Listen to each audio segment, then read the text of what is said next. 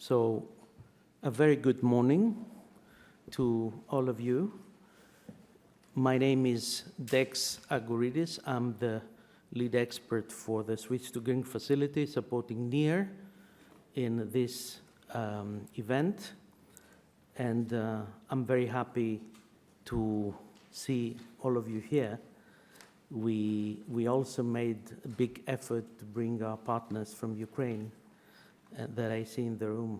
So thank you for coming. Thank you for making the trip, plus other partners from other countries. So I just want to say that a couple of initial, initial words regarding this session. So we will have the welcoming remarks right now by our two distinguished guests, Ms. Marlene Rosemary Madsen, who is an acting director in DG Near and the European Commission, and we will have Mr. Ismail Al-Hilali. I don't know if I pronounced it well, I'm sorry. He's the Chief of Division of Circular Economy and Chemicals Management at UNIDO. Normally, we should have had with us the Deputy Minister for the Economy of Ukraine, Ms. Nadia Bigun. She had an unforeseen situation this morning, but she will join us during the course of the day. So we do have a lot of participants online that can access this session by streaming. And during the course of the session, we will have, after the welcoming remarks by our distinguished guests, we will have two parts. Number one will be moderated by Ms. Tatiana from UNIDO. It's basically the UNIDO session. And we will have two presentations and one panel discussion. And then we will enter into part two, that we hope to have with us the Deputy Minister of Ukraine to give us some highlights of the progress in circular economy on the policy and implementation of circular economy in Ukraine. And then we will enter as well into the panel discussion. I have to tell you that the moderator of this panel discussion of part two, we had another accident. He felt very sick. He is really, really sorry about that. He was a gentleman from the Ministry of Infrastructure of the Netherlands. So he came this morning, but then he had to run away, really. So you will have to suffer with me doing the moderation. I hope I can prepare myself from now until part two. So without more delay, I would like to give the floor to Ms. Marlene Rosemary Madsen. Ms. Madsen, you are welcome. Please.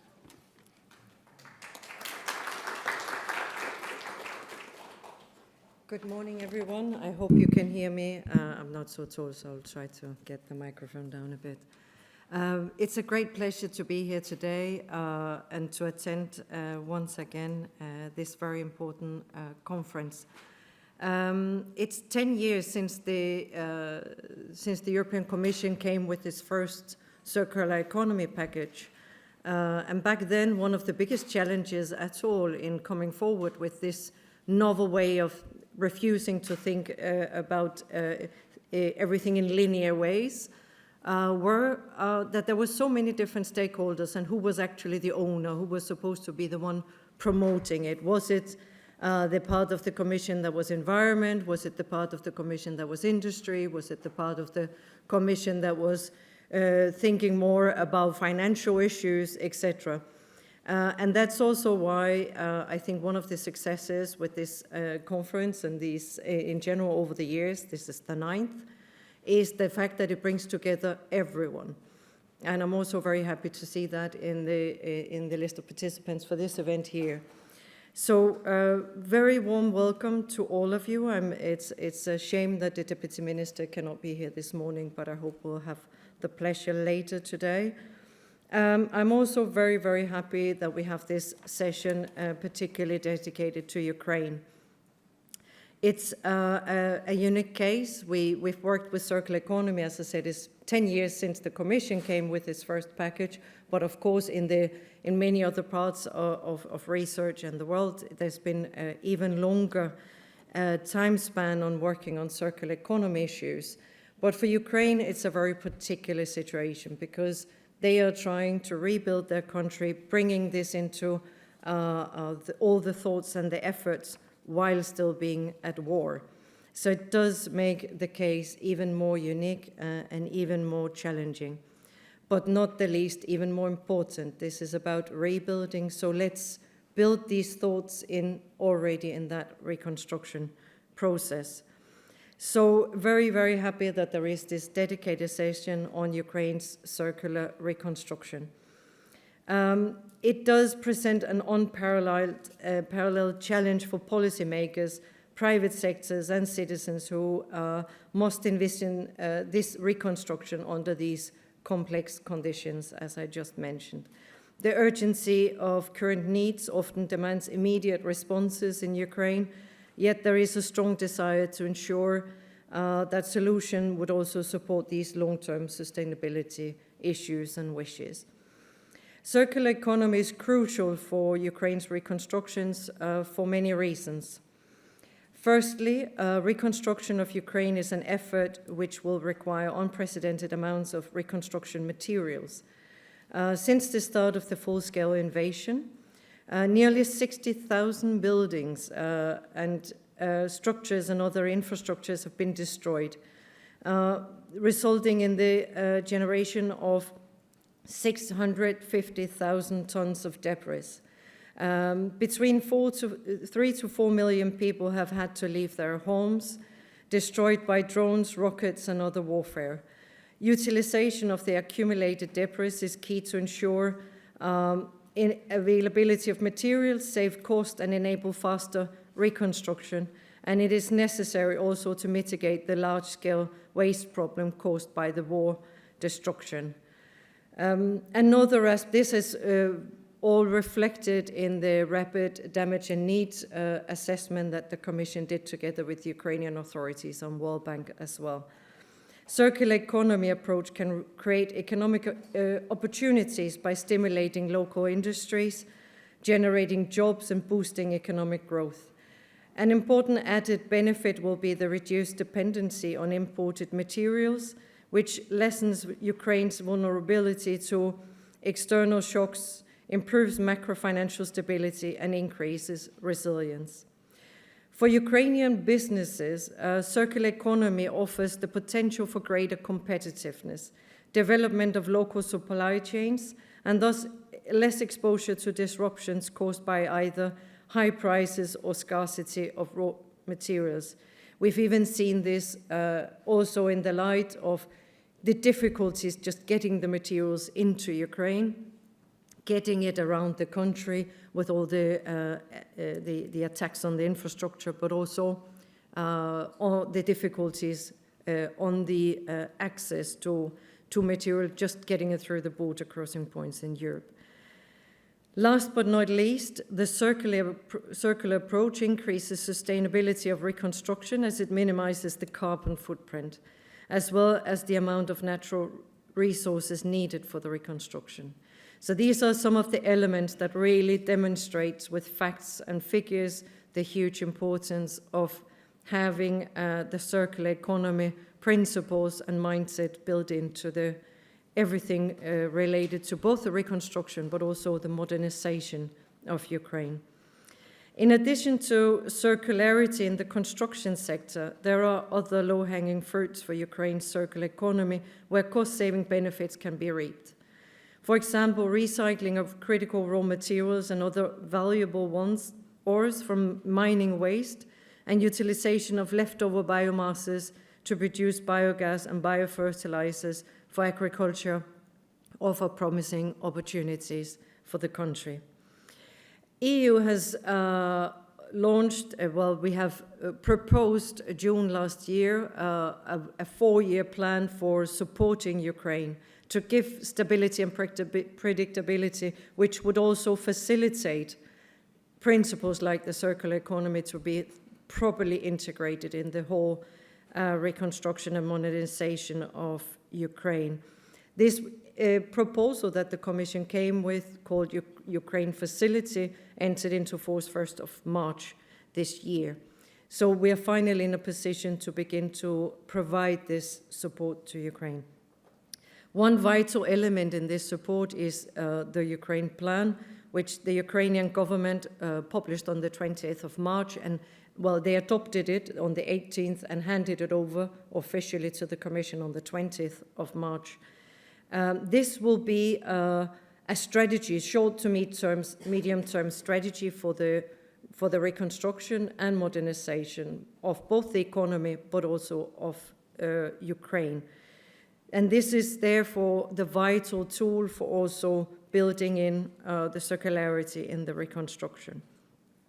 Circular economy is properly embedded in the plan, which is something the Commission is very happy to see, and it also praised in its positive assessment of the Ukraine plan that was adopted Monday this week. It is also through dedicated policy reforms and investment areas clearly demonstrated in the plan by the Ukrainian government that we can see that they have built in these approaches and also the waste management principles.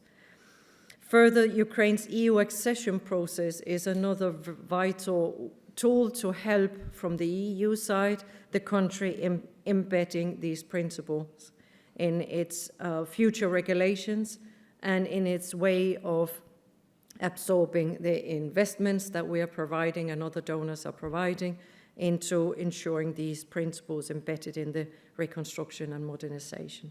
So the enlargement process will also be a key instrument in developing the framework that is so needed for the circular economy principles based on the EU standards in Ukraine for the next years to come.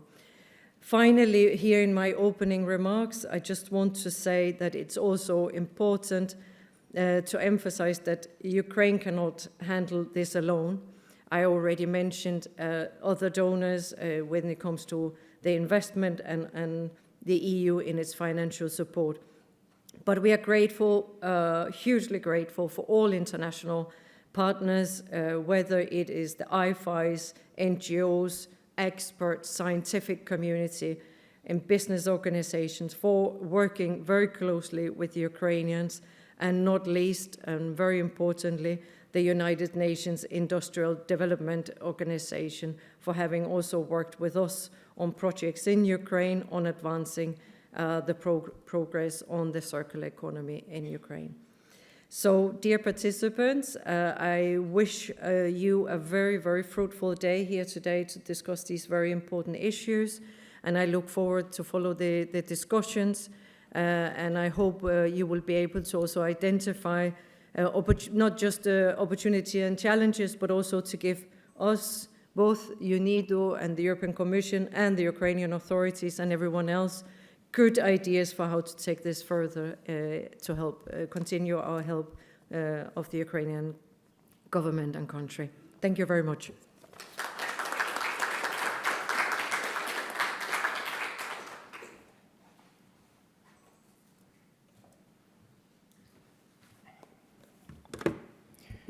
Good morning, ladies and gentlemen. My name is Ismail Al-Hilali. I'm the chief of the Circular Economy and Chemicals Management Division at UNIDO, United Nations Industrial Development Organization. A very good welcome this morning to this meeting, this important meeting on Ukraine. Talking about UNIDO, we stand for United Nations Industrial Development Organizations. We are part of the UN system, and of course, we are promoting the Sustainable Development Goals. And when it comes to the topic of today's circular economy, there is no dedicated SDG for it, but we think circular economy contributes to all SDGs. And this is where we have our positioning. In terms of programming, circular economy, it is a genesis in UNIDO. When we started with the cleaner productions, then it moved to resource efficiency and cleaner production, then green industry, and then it became circular economy. We have a large experience in implementing circular economy projects in developing countries, because these are our target countries in Latin America, Africa, and Asia. And when it comes to Ukraine, Ukraine being a member state of UNIDO, we have worked before the crisis on environmental projects, mainly on the pollution, on the PCBs. We have worked also with the Montreal Protocol, and more recently with the support of the DG Near. Ukraine is part of the EU for Environment program that is targeting application of circular economy in Ukraine. The situation has changed, but we can demonstrate that circular economy can provide solutions post-crisis to Ukraine. One word on circular economy. I think we are here also this week for the World Circular Economy Forum. I think one main idea I got from that forum is that circular economy can help all partners to tackle the triple planetary crisis: pollution, climate change, and biodiversity.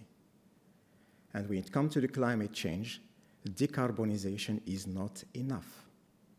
The scenario of the net zero, the conclusion is decarbonization and decoupling. Decoupling our economic growth from the use of natural resources.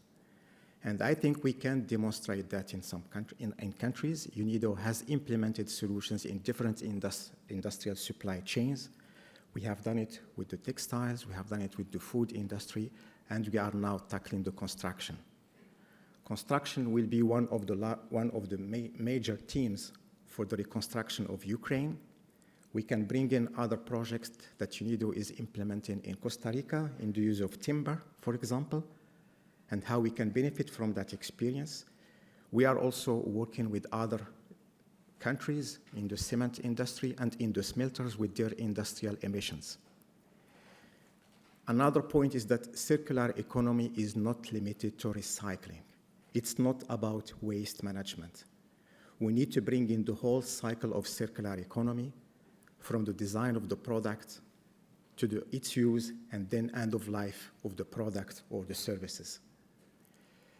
Case of Ukraine, we have solid partners in the country, counterparts, national executing entities. Me being a mechanical engineering background, I am always astonished about the Antonov NEF. It is made by Ukraine. This is the largest airplane carrier in the world. Unfortunately, it paid the price within the crisis.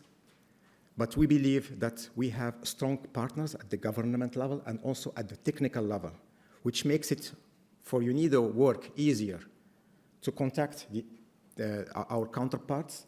They are up to the knowledge, world-class knowledge, and they will do it for their own country. So ownership, there is no problem in Ukraine. And this is really one key element I would like to highlight, the human resources. Of course, we need investments. And this is why we also thank DG Near and the European Commission and also other financial institutions to support our program. Coming back to concrete results, you will hear from the UNIDO session. We will complete the implementation of the program on EU for Environment. It's a regional project in Eastern Europe, including Ukraine, where we have demonstrated the application of circular economy resource efficiency solutions in the private sector. I think we have reached out to more than 300 SMEs in these regions. We have demonstrated the benefits of circular economy. We did it, of course, with the support of the DG Near, but also in partnership with national counterparts, including the Resource Efficient Cleaner Production Center, and of course the government entities, and the provincial level, which is also important, and other international partners with UNICE, with UNEP, with the World Bank, and OECD.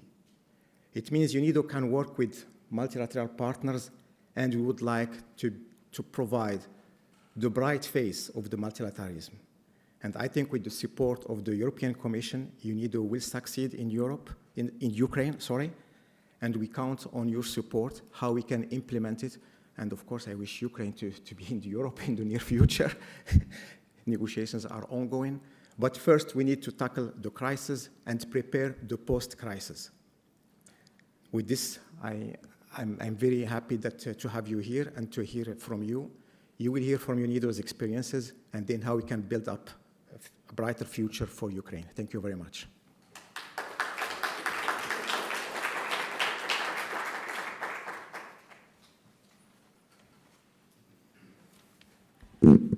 Thank you very much, distinguished guests, for these words of wisdom that we heard from you.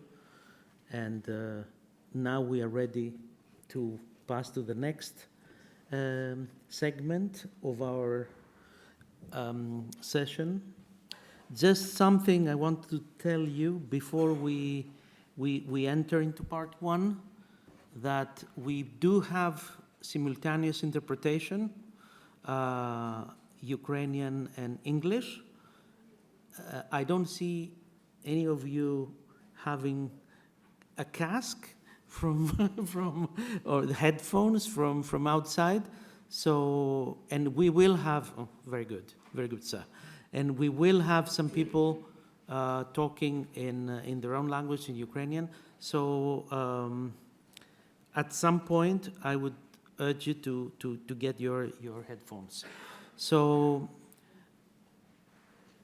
we had a nice, I think, introduction, welcoming, very warm welcoming words of wisdom, supporting Ukraine and supporting basically the partnership between the European Union, UNIDO, and Ukraine.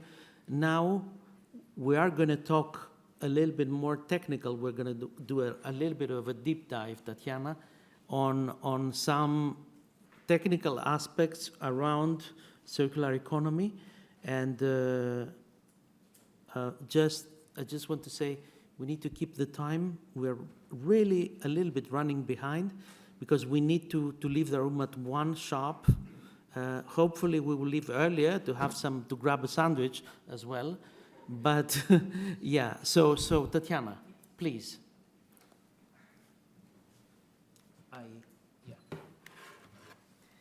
Thank you very much, and good morning, very good morning, ladies and gentlemen.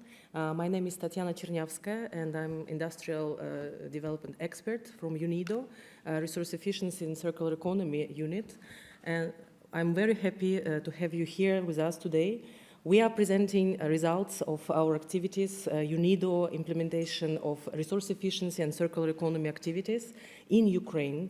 There is a long history of UNIDO doing resource efficiency in the country, and a very recent development was EU for Environment program funded by the European Union and co-funded by German government to implement and introduce circularity in Eastern Partnership countries and Ukraine. We are starting with the first presentation, which analyzes the baseline of circularity in Ukraine, and I'm happy to present and invite to speak Morgan Vayet-Lavalier, Senior Project Lead from Circular Economy Foundation. Please, Morgan, the floor is yours.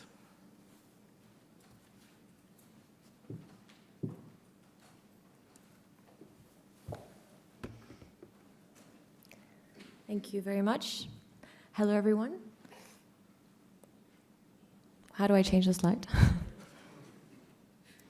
Perfect. Hello, everyone. So my name is Morgan. I'm a senior researcher at Circular Economy Foundation, and I'm very pleased to be here today.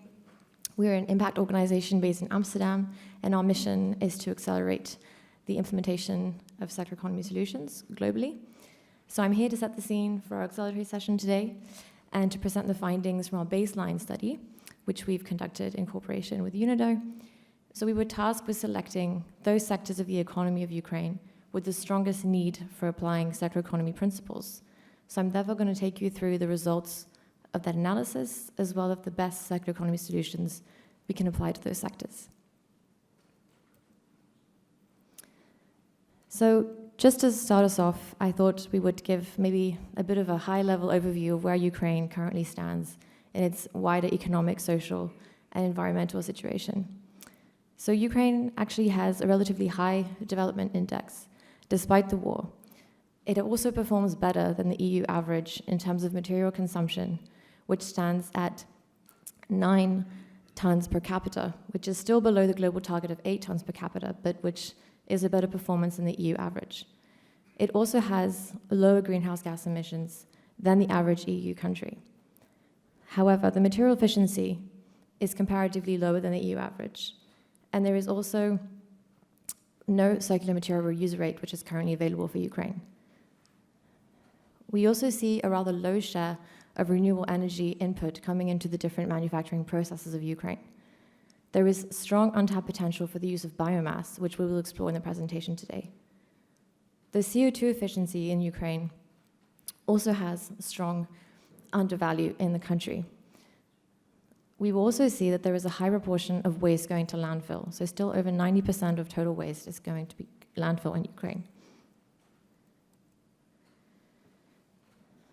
So in our study, we relied on the key elements framework, which is one of the frameworks we use at Circular Economy Foundation to study the circular economy. So this is a framework that aggregates all the circular economy frameworks that exist currently in the literature. It's continuously updated. And as you can see, it's composed of the 3 core elements, which are in the center, as well as enabling elements of the circular economy. So the enabling elements are on the outside of the circle, and they're basically here to address the barriers to implementing circular economy solutions. So those 3 core elements are to prioritize regenerative resources. So this is equivalent to UNIDO's cleaner production and reduce resource dependency. It's essentially the idea that we need to use renewable, reusable, non-toxic resources as materials and energy in an efficient way in production. The second core pillar is to preserve and extend what's already made. So this is equivalent to UNIDO's better service to extend the lifespan. It's the idea that while resources are in use, we need to maintain and repair and upgrade them to maximize their lifetime and give them a second life through take-back strategies when applicable. And finally, the third strategy is to use waste as a resource. So this is the idea that we need to utilize waste streams as a source of secondary resources and recover waste for reuse and recycling. So very briefly, and if you've been at WCEF, you will know that the potential of the circular economy are huge. Of course, the biggest one we all talk about is to reduce resource extraction by almost 30% if we apply circular economy principles. But the trickle-down effects, or the wider strategies that we're really aiming for, is also to contribute to reducing global greenhouse gases by close to 40%, and so to limit the climate change, reaching the 1.5 degrees which were agreed in Paris Agreement. But it also has the strong potential to really promote innovation, enterprise, and create decent jobs for all.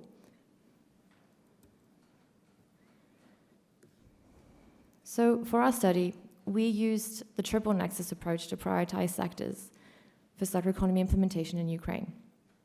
We didn't just rely on circular economy indicators, we relied on different indicators also looking at resilience as well as sectoral development. So if you're familiar with peace building studies or international development studies, the triple nexus approach is usually used to look at the interconnected nature of sustainable development. And we really wanted to make that point very clear for circular reconstruction in Ukraine. So you can see here that these 3 types of indicators that we used cover sectoral development. So here we looked at things like energy efficiency, the labor force, innovation expenditure, as well as economic output. The second type of indicator we were looking at were the circularity indicators. So here very focused on material consumption and waste generation. And finally, resilience. So here we were really looking at the import-export dependency of sectors in Ukraine. So what the research team did was essentially take sectoral data coming from the Ukrainian government or different sources and basically apply these indicators to each sector. And what we came away with was, okay, so what are the worst performing sectors or the best performing sectors according to these different indicators? So the 4 key prioritized sectors which emerged were manufacturing and agriculture. These were the 2 overwhelming sectors which need circular economy principles most urgently in the economy. The construction sector, as well as wholesale and repair trade, were, let's say, comparing comparatively with other sectors of the economy, such as energy or waste management, or even transportation. But we also saw in the data that the waste data for construction was very underreported. And given the current war situation and the amount of war debris, it came to our attention that construction absolutely had to be one of the key sectors that we included inside the study. So the 4 prioritized sectors are manufacturing, agriculture, forestry and fishing, wholesale repair trade, as well as construction. And what I'm going to do now is take you through some of the findings for each of these sectors. So starting with manufacturing. So manufacturing was a significant employer before the war. There was already a bit of a labor force decline in pre-war years, but it remained a significant employer. It is one of the biggest sectors which contributes to the Ukrainian economy. So the electrical and machinery sector represents 12% of all economic output for the country, followed by metals and petroleum products. There is some innovation expenditure in the sector, but overall it is lacking. So we've seen that the food and beverage sector has the highest innovation expenditure overall. Overall, we know that Ukraine mainly exports low-tech intermediate products. This is also what is showing us the relatively low innovation expenditure in the sector. We also saw that the sector depends on several partners, notably for electrical and machinery, which imports many goods from China, but also the EU. We've also seen that there's a vast amount of post-consumer use textiles which are dumped in Ukraine, of which only 2% is actually recovered. The sector also demonstrates chronic inefficiencies in resource utilization and energy consumption overall. Fossil fuels are still the main use of energy to power industry. There is a particularly high material footprint for the food and beverage sector, and we also see a high footprint for electrical and machinery.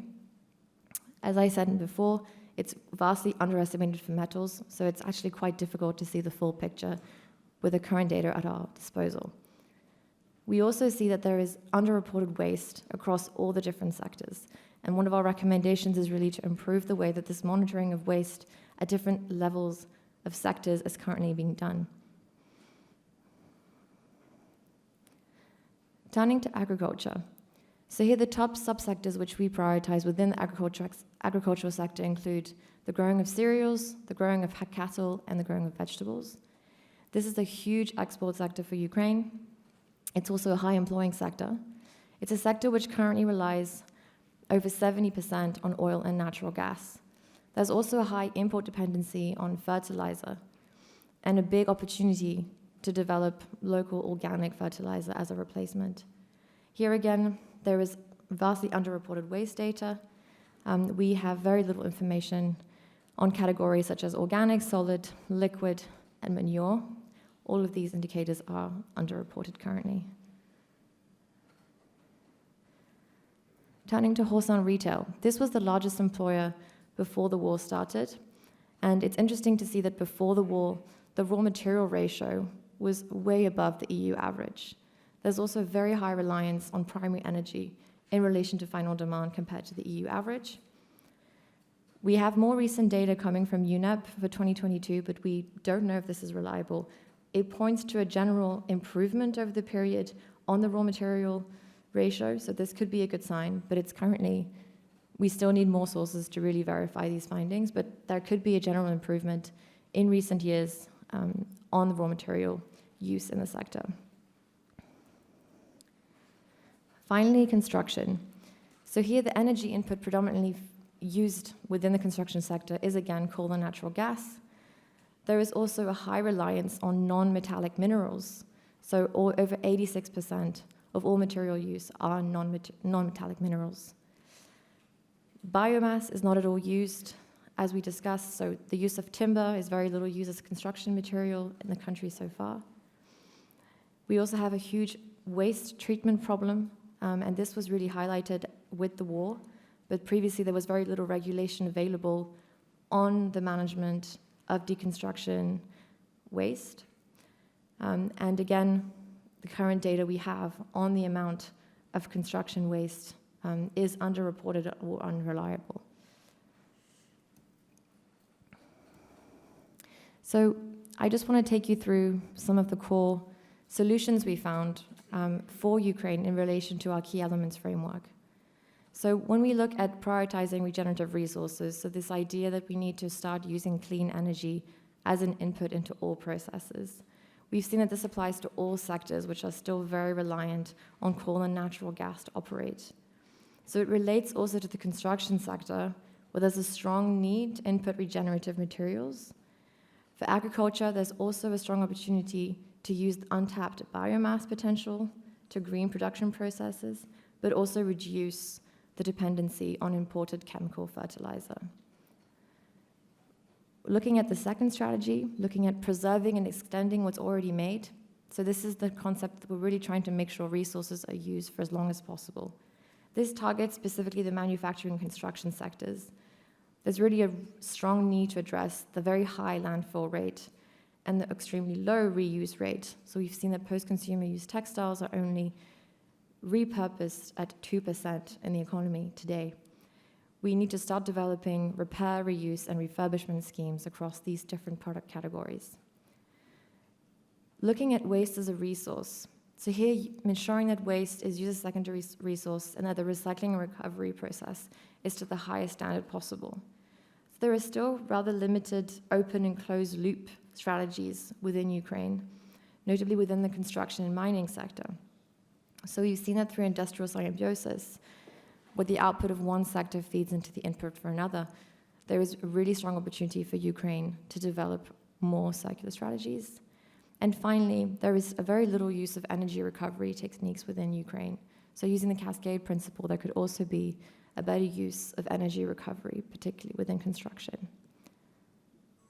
Should I be concluding, Tatiana? Yeah. So just to take you through the key conclusions from the baseline analysis at this stage.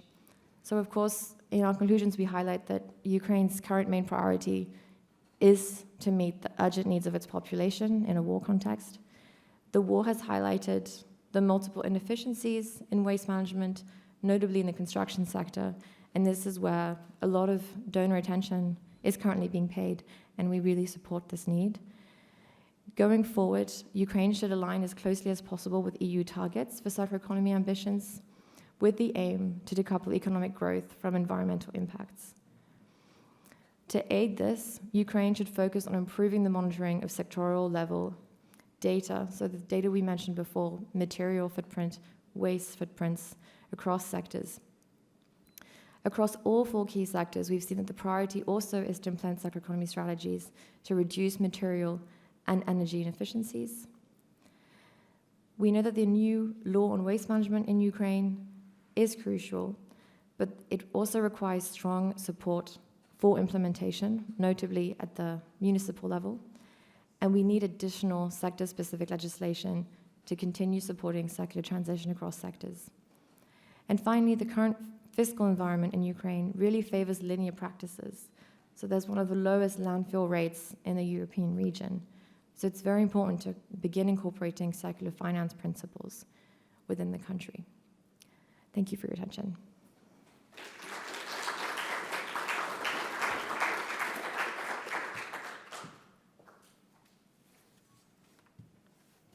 Thank you very much, Morgan. I think we managed to present majority of the findings, and I have to admit that we are going to have all of those findings available for you in 2 languages, in English and Ukrainian, at any point you would like to have. You will have the relevant information on my slides for that. The next presentation is supposed to be dedicated to the exploratory foresight on the transition to a circular economy, the future-looking perspective and work we've done to identify what are the priorities and opportunities for implementation of circular economy in the country in different horizons. The presentation was supposed to be made by advisor on circular economy foresight for Dr. Seidel da Fonseca, but he excused his participation due to family reasons. So bear with me, I will guide you through the presentation.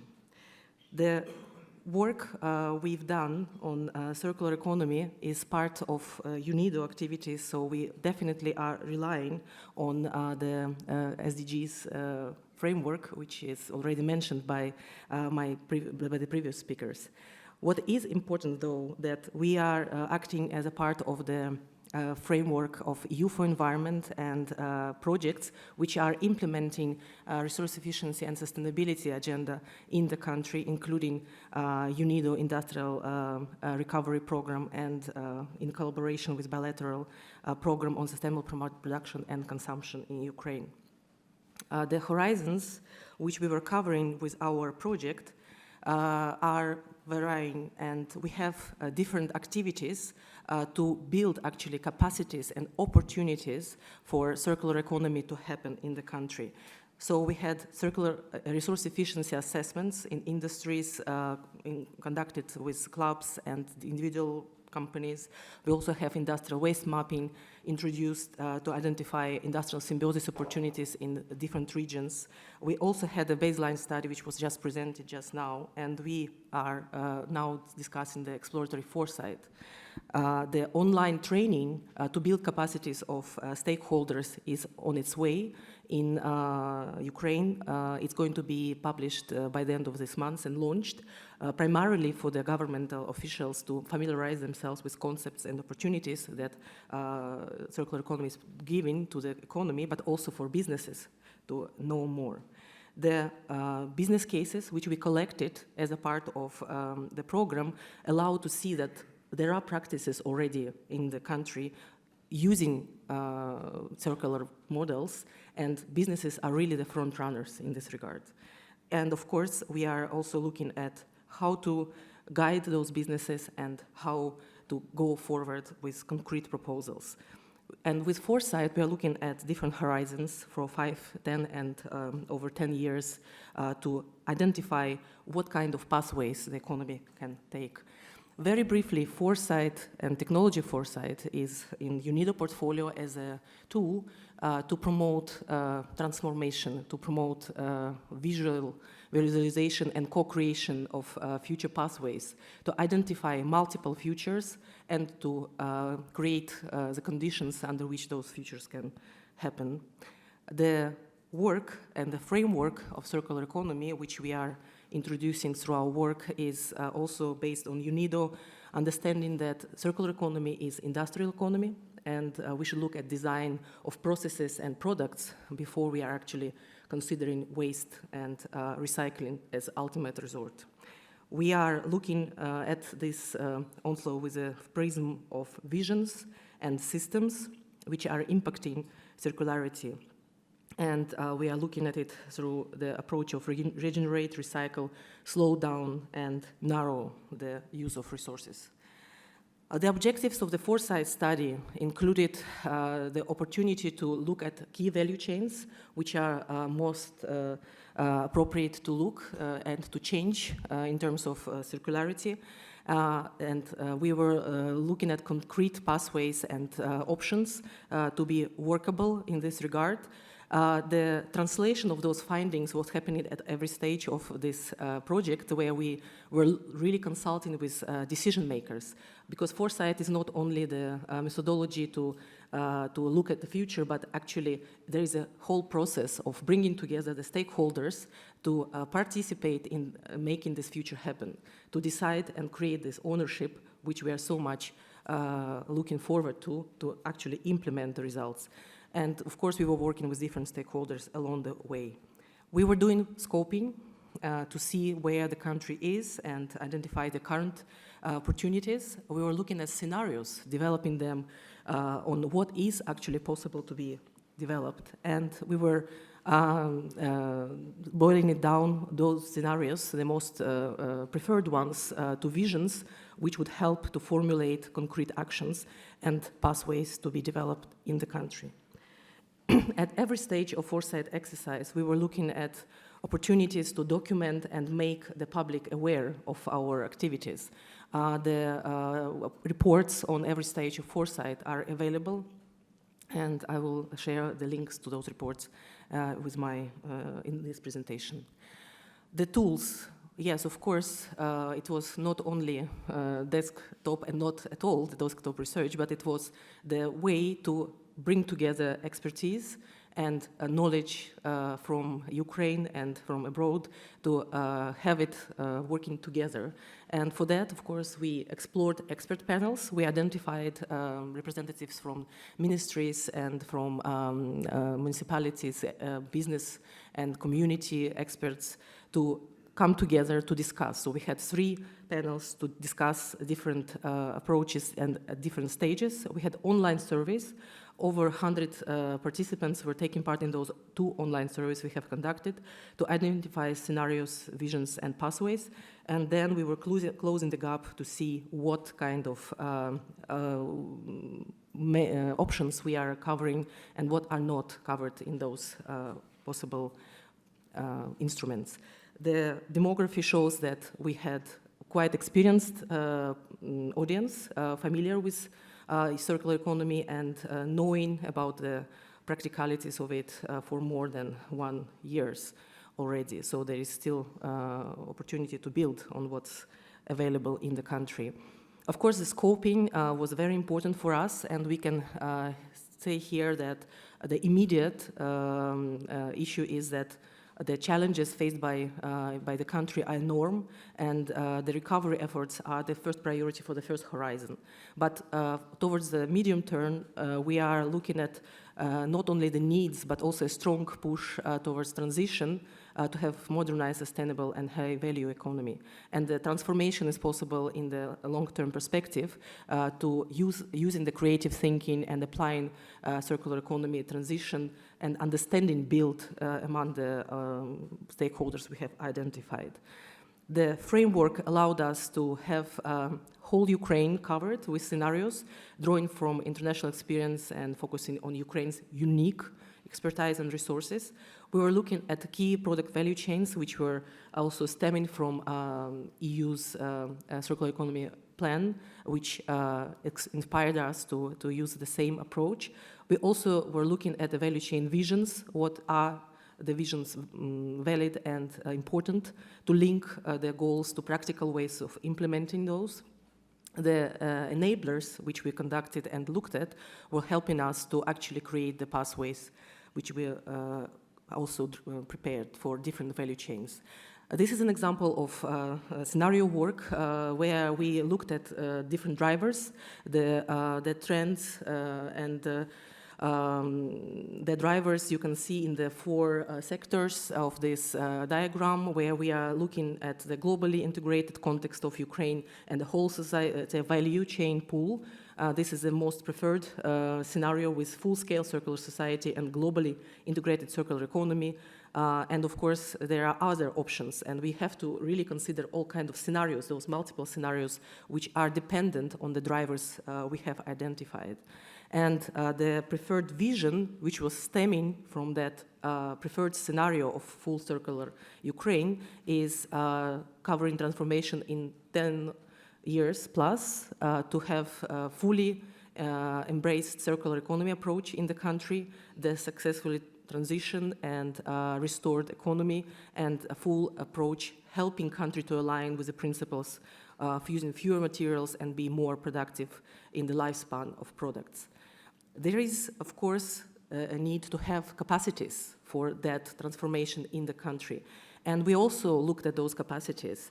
My colleagues already mentioned that the science and technology capacities in the country are very promising, and they are quite significant to drive other areas, because, for example, innovation capacity is considered to be medium or low, and the industrial service delivery capacity, as well as practical implementation, is quite low. Still, there are some enablers which can help to engage into the circular processes. And one of the short-term priorities in this regard is working with zero-waste construction materials as the first priority, and as well as creating collaborative circular standards and regulations which would enable transformation towards circular economy. The full list of enablers and their explanation is available in our reports. The key product value chains we were working with are constructions, food products, electronics, and ICT. We also worked with textile and clothing sector and automotive and batteries, as well as other sectors, but these are the first three priority sectors we had time to explore. And of course, there are cross-cutting kind of sectors, if you want, plastic and packaging, which are relevant as interconnected to all of those sectors, as well as wastes.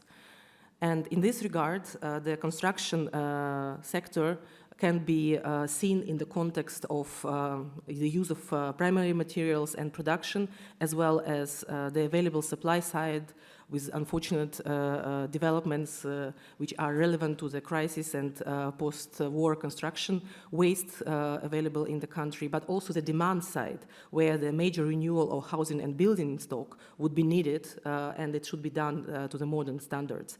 The key principles which we suggest to use in this context are resource recirculation, resource efficiency, to have design and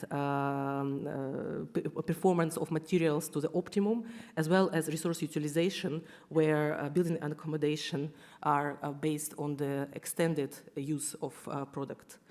We had that all mapped, and please don't be scared, this is foresight.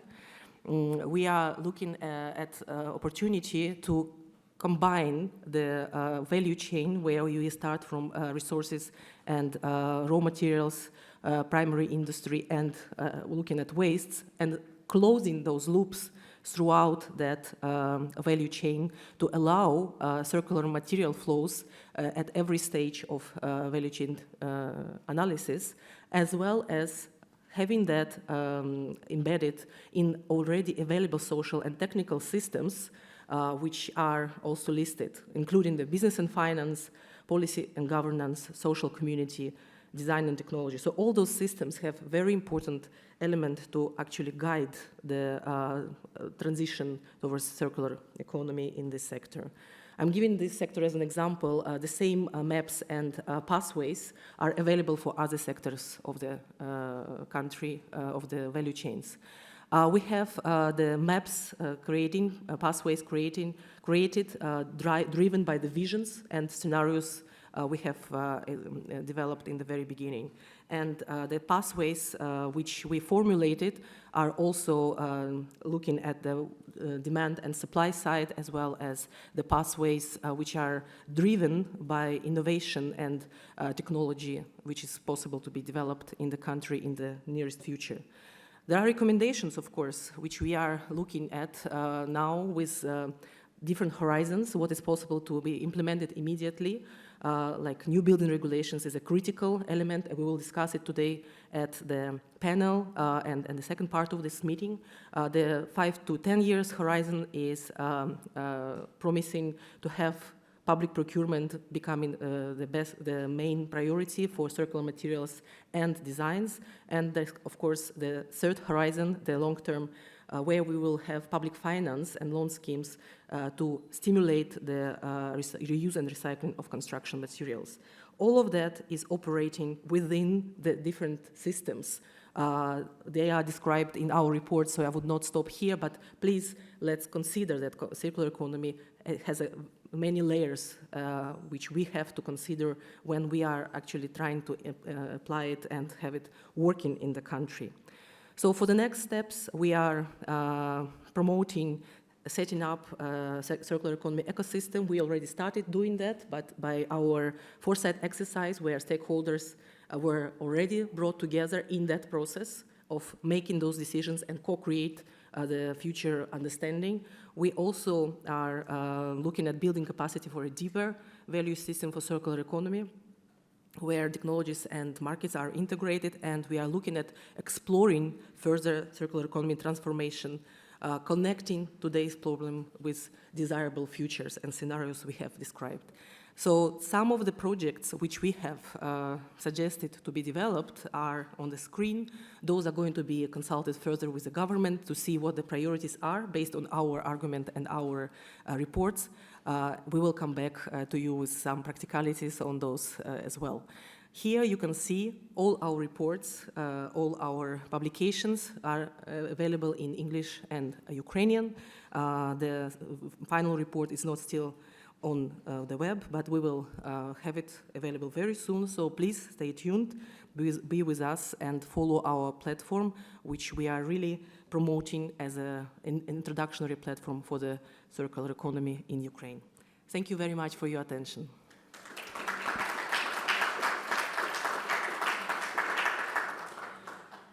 So I stop here, and without further ado, if the co-organizers allow me, we are moving into the next session, and I would like to invite to the panel discussion our panelists, Morten Albertsen, project manager from Good Valley LLC, please, Morten. Victoria Spivak, chief R&D officer from Kowalska Group, construction materials sector. We also have with us Katerina Savchuk, Director of Regional Development Agency of Khmelnytsky Oblast. Please, Katerina. And Tetiana Dehodya, she's a Deputy Director of Resource Efficient and Cleaner Production Center.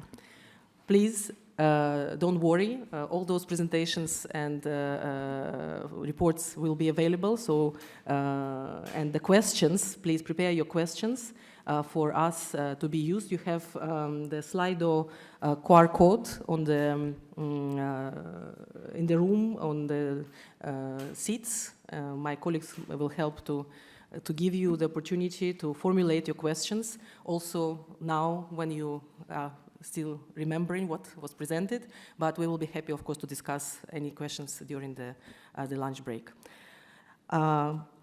We are now in a panel to discuss with very distinguished guests, with representatives from private sector, those who are actually doing the circular, making the circular economy happening in the country, with the municipality representatives who are supporting that and making the government working together with private sector to make circular economy a reality, and also with facilitators of those activities, experts who are always there holding hands to allow that the knowledge is transferred and that the documented success stories are available.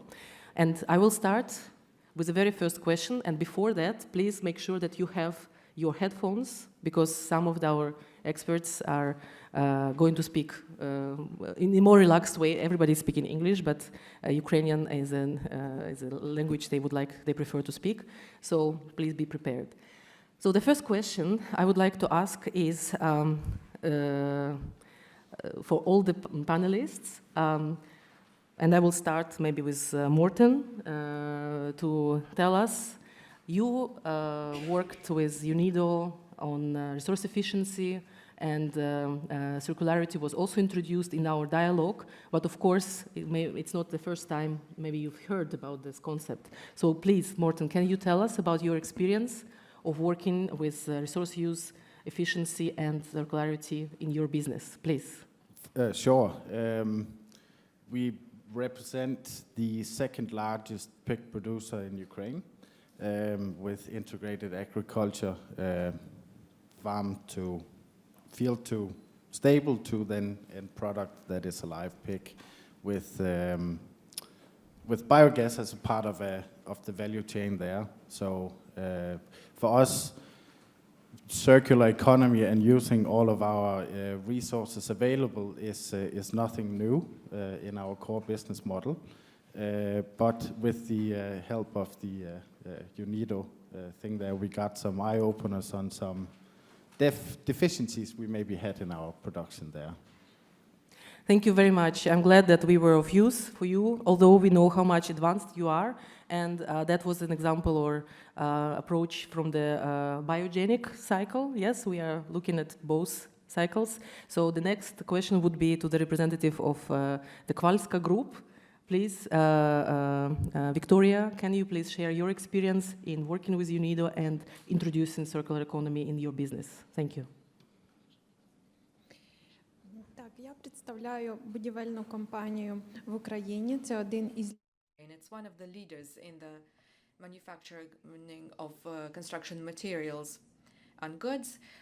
When we met UNIDO, we had joint projects in 2014 and 2019. This was the assessment of the energy efficiency of manufacturing, and this assessment took place in the framework of UNIDO projects.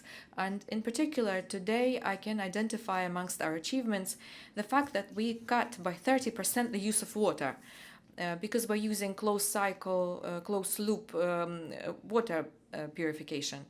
And also we use thermal energy from the work of our compressors. We recuperate it and we use it to heat the manufacturing facility, and we heat the water with this energy throughout the year. So we do not use warm water from the municipal networks. Also, we have significantly reduced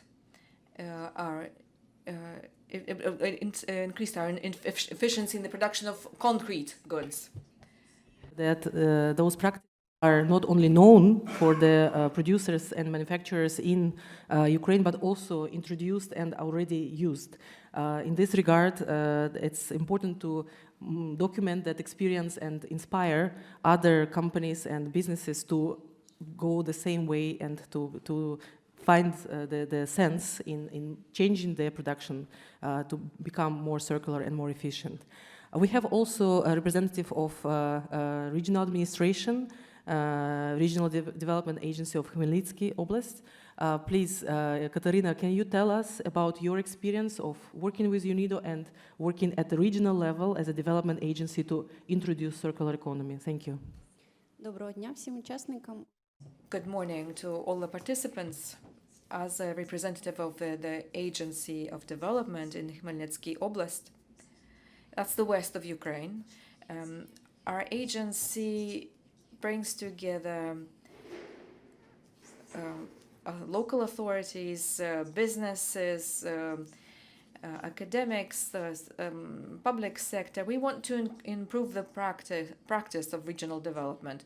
And thanks to our national partner, the Partnership for Clean Manufacturing, we have been introducing these cleaner practices.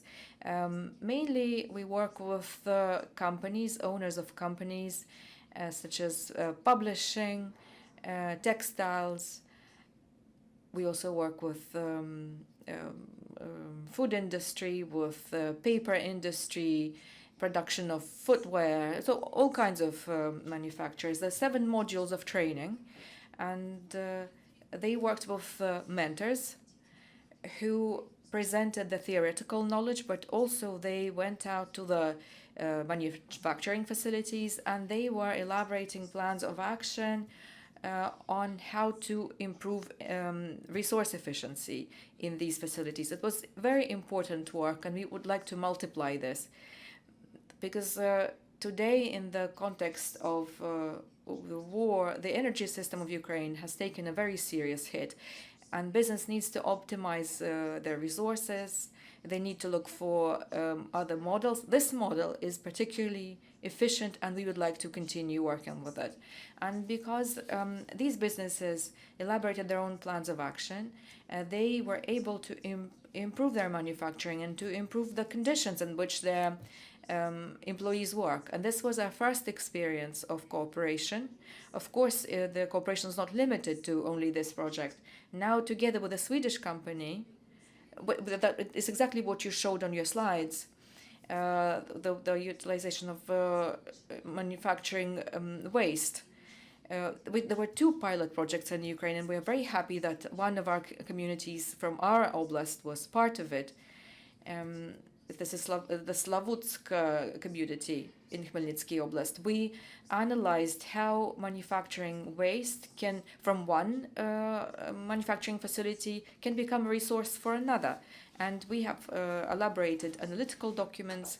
These companies exchanged experience between themselves and the possibilities that waste affords them.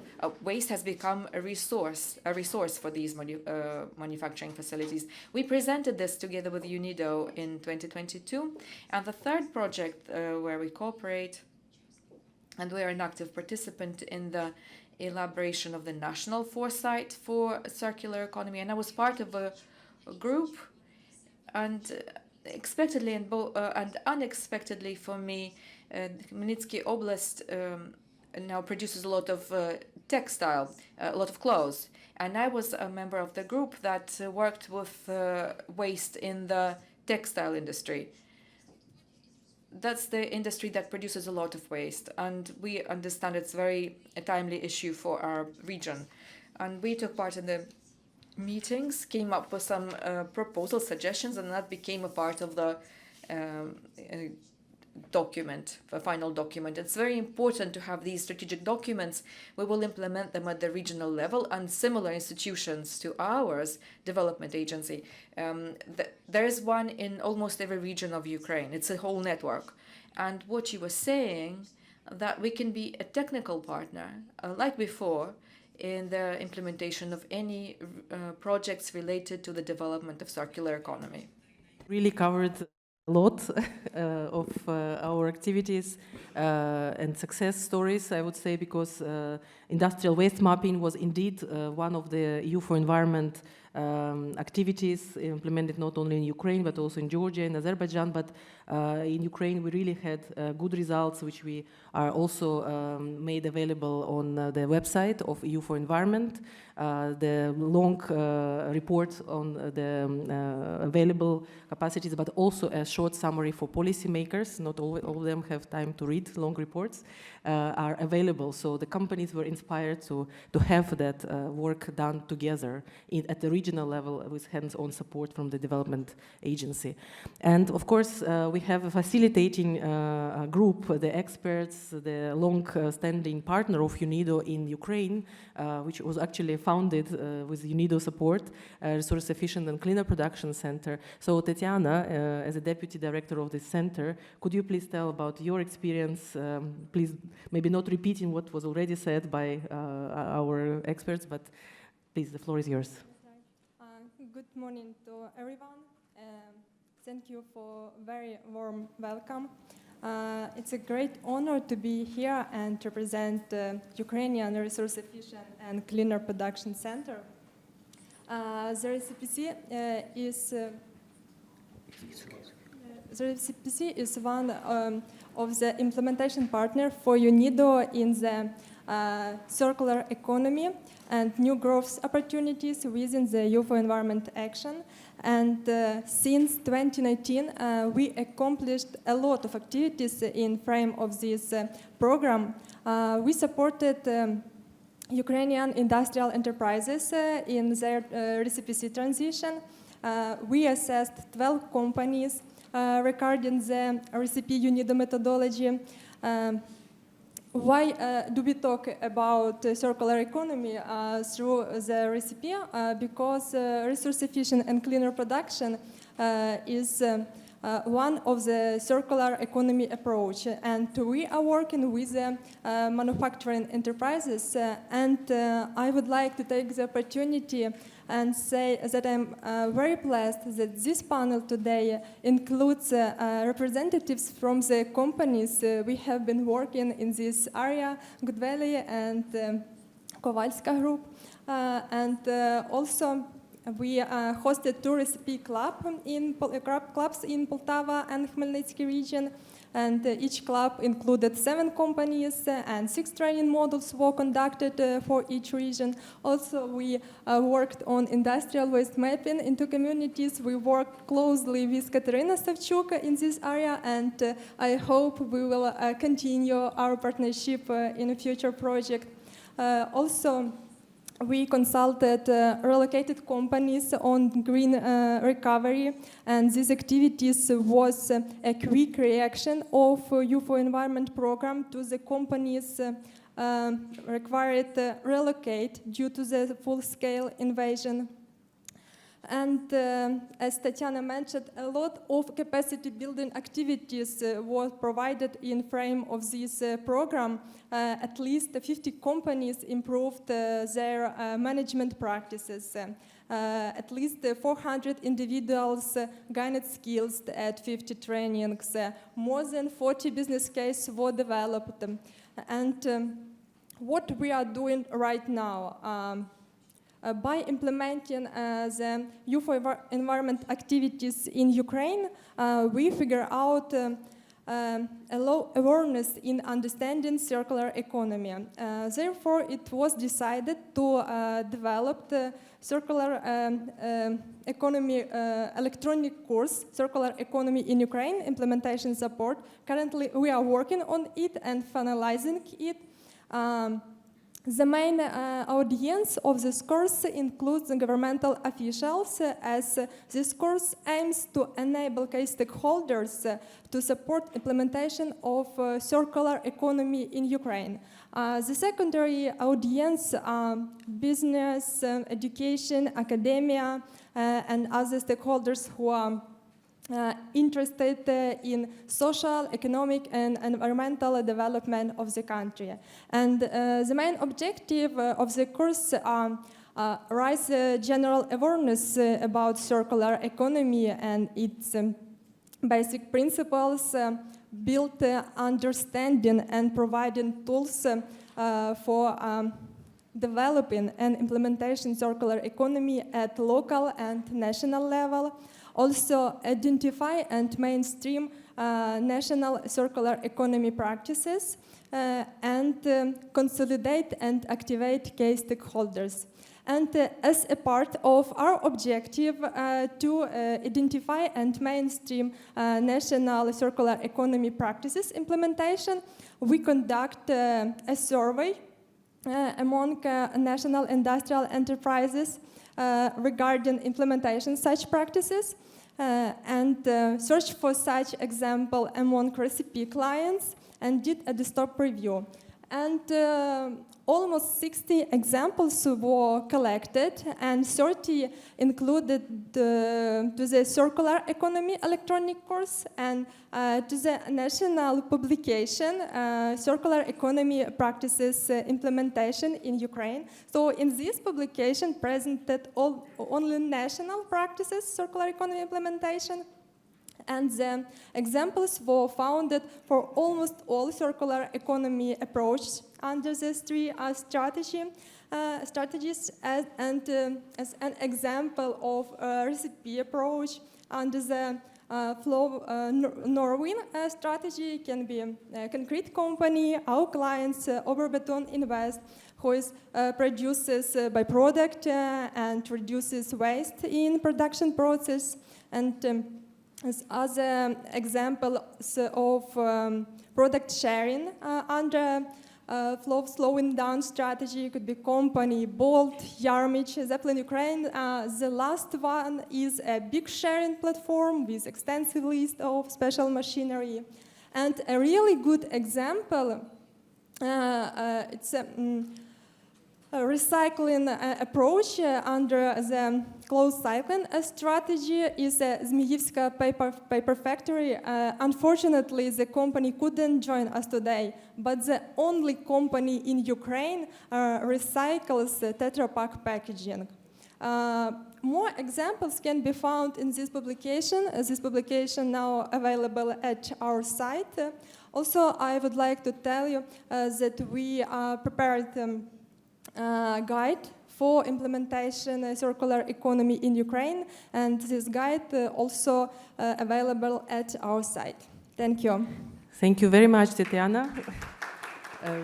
Indeed, a very impressive set of activities. UNIDO was guiding and working with this very reliable partner as a team to actually have international experience and models translated into Ukrainian, not only from the language perspective, but also from the practice and understanding perspective. That's why having all those examples and having all those opportunities identified and documented was very important for us, and we did it together to have the economy, circular economy more available and known in the country. I have another question with which we would close our discussion, but please, dear panelists, if you can tell me what do you see as opportunities as well as challenges on the way to having circular economy introduced in the country. Who would like to start, please? Yes, Katrina, couple of maybe minutes. I Yes, can. yes, if you don't mind. Ну, мені здається, I think that the biggest challenge for Ukraine is to change the paradigm of thinking and to understand how these practices work. But we have already heard that there are already guides as to how to do it. Sometimes it's hard for people to change their approach and to introduce it in business in particular. I think that's number one, to change approaches. And number two, unfortunately for Ukraine, the issue of resources right now is very important because all of our resources are channeled to our defense, to improve our defense capacity. And even if businesses are prepared to introduce new approaches, circular economy approaches, it is not enough. Our own resources are not enough, not sufficient, because a large volume, a large share of business are basically surviving or trying to ensure their stability in order to support the development of their team and technological development. So any kind of resources and joint projects is very important. And there needs to be a wider information campaign to raise awareness. We had clubs that I talked about. I think we need to multiply this practice to help people gain new skills and in order to understand how it works in practice, because we already have successful projects in Ukraine. I'd say that we are on the way with this already, with foresight, with your participation. Please, who would like to, please, Irina, Victoria, please. Щодо викликів, About the challenges and the biggest problems that we see in our sector, I'm not going to read what I prepared. And I'll just speak from the heart. And maybe I'll say an unpopular opinion. In fact, we have heard a lot about approaches to circular economy and how this is done in Europe and what the plans are and the prospects, etc. But the realities in Ukraine, unfortunately, are a little far removed from this. And currently, and today, we heard an opinion that when Ukraine is going to be rebuilt, our resources may not be sufficient, and this is why we need to use secondary resources such as waste, construction waste. But in fact, this is maybe not the right priorities. Ukraine would have enough natural resources for recovery. If we were talking about materials, what we have a problem with is the millions of tons of destruction waste, debris. So this is why we need to rebuild Ukraine, not from natural materials, not from primary materials, from this debris. We need to process this first and make it fit for use as a high-quality construction material. This is the problem right now. We don't have the capacity to do it right now. And ensure high quality of this. This is why we need experience from our foreign partners who already know how to do this, because that have already done this before. This is the problem, and this is the main challenge. Very much, Victoria. Thank you.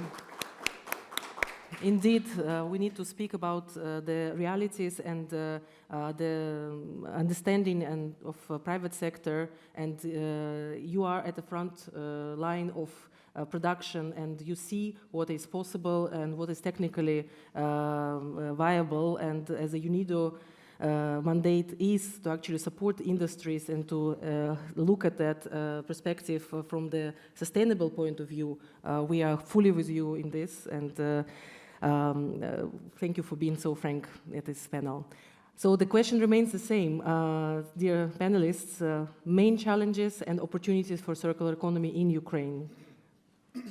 Martin, please. Well, raising a flag for agriculture in Ukraine, I would say that I kind of agree with some of the slides that have been shown earlier today, that it is a fairly energy-intensive business, and maybe more so than it should be.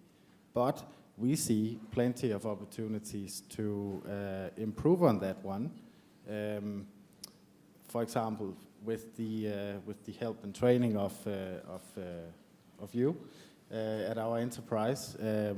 Simple things like, I'll give you a good example of how you helped.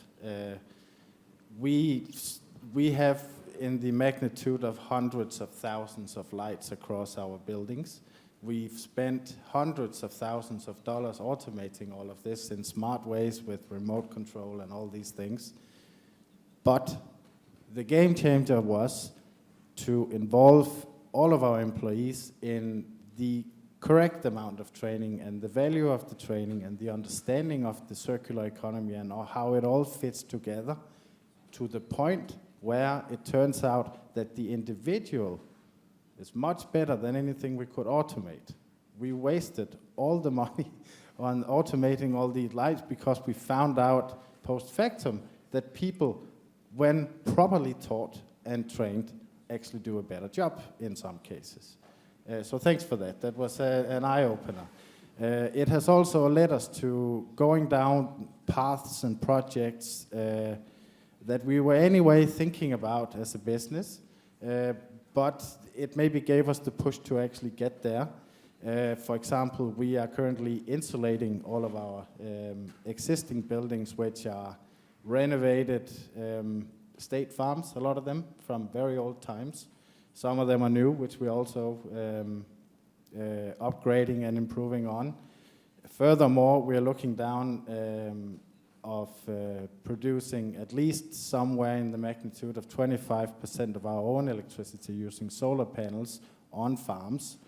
And of course I mentioned biogas, and it's been mentioned earlier also that Ukraine has a significant potential for being a massive player on this market, and we agree. We see a future where Ukraine is the breadbasket, but also the renewable gas well of Europe. And we would very much like to go down this path and develop our business, but also bring the expertise to Ukraine and be the inspiration for others that are also going down this path. Integrate farming more, getting the full value chain around it, because the potential is there, the technology exists.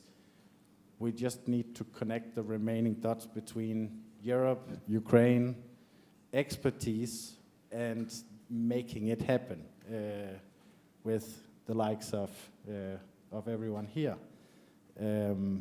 Challenges there is perhaps, well, of course, the current situation we're in doesn't make anything easier. We all hope and believe that will end soon enough. After that, we are going to have a look at the challenges there is to actually get the necessary permissions, and all the local governance maybe needs a little bit of a looking at in terms of creating these projects and getting them to life. But for sure, sustainable agriculture and sustainable farming, food production and energy production goes very much hand in hand, and we see plenty of opportunities there. Thank you. Thank you very much, Morten. It was very inspirational for you to state the opportunity is available, and you take it from the practical experience you have in the country. And thank you for all the speakers for being so frank today, changing the notes to the concrete examples. So, Tatiana, you have 1 minute to speak about opportunities and challenges before we close the session. I'll try. So let's start from the opportunities. Working with the industrial enterprises, we see a huge potential for implementation circular economy approach, and there is a general background for reconstruction Ukrainian industry and Ukraine based on the circular economy. And what is really important, society support of the circular economy idea. But along with the great potential for implementing circular economy practices, there is a lack of enterprises willing to invest on sources in circular economy solutions. Also, there is lack of awareness about the circular economy. That's why we conducted a lot of awareness raising and capacity building activities, and lack of comprehensive knowledge among national experts and national qualified personnel drawback. And of course, general instability in country is pulling us down. Thank you. Thank you, Tatiana, and thank you very much. Let's have a round of applause to the distinguished speakers of today's panel. We are closing the first part of this event with some remarks I would like to mention, and I would like to welcome to the room Deputy Minister Bihun and her colleagues. I'm glad that you are here with us, and for the whole audience and for our experts, let me wrap up what was already discussed. While we are also collecting the questions for the panel and my colleagues, I think Eric is looking at it. While he's looking at what available questions, we can maybe cover one question. I would like to say that we discussed what is the current situation in the country, what is the circularity potential and priority value chains that was done through the baseline assessment and a report which was presented. We were looking at different opportunities which activities of UNIDO was unveiling in the country with support of the European Union, with EU for Environment program to go develop the capacities to look at the potential futures of short and long-term nature through exploratory foresight exercise. We were looking at the capacities which were created and opportunities which already were explored by business, but we were also looking at what kind of challenges are still existing and are to be covered or overcome by the government, by the public, and by the partnership of both inside and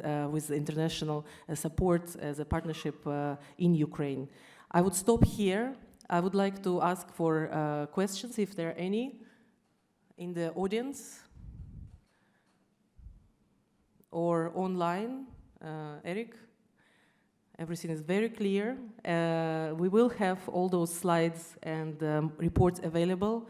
I would like to thank you very much for your attention and welcome you to the coffee break, I think, which we will have for the next 15 minutes. Next 10 minutes. Thank you very much. Thank you very much for this very fruitful first part of our Accelerator session. It has been very, I think, instrumental to give us some thought for an understanding of what are the questions, what is the foresight, what is the baseline, and also discuss about some real problems that the private sector, but also the local government is facing in Ukraine. Now we are turning the corner, I would say, and we're going to session B2. I am not John Prumer that you see on the screen. I don't I don't look like him, but you know, as I said in the beginning, our moderator had some. He didn't feel well since this morning, so he asked me if I could take over. For those who were not here in the morning, my name is Dex Agoridis, and I'm the team leader of the Switch to Green facility that supports DG Near in circular and green economy, including, you know, these events. So without, I think in this part 2 session, we have the pleasure and the honor to have Honorable Deputy Minister Nadia Bihun from Ukraine, Deputy Minister of National Economy. Her ministry and her are the focal points for circular economy in the country, and our understanding and our knowledge says that there is a whole discussion going on and on the compilation of a new circular economy strategy and action plan for the country. So we will hear a lot about this. So without delay, I would like to call upon for the keynote speech Deputy Minister for National Economy of Ukraine, Honorable Nadia Behun. Please.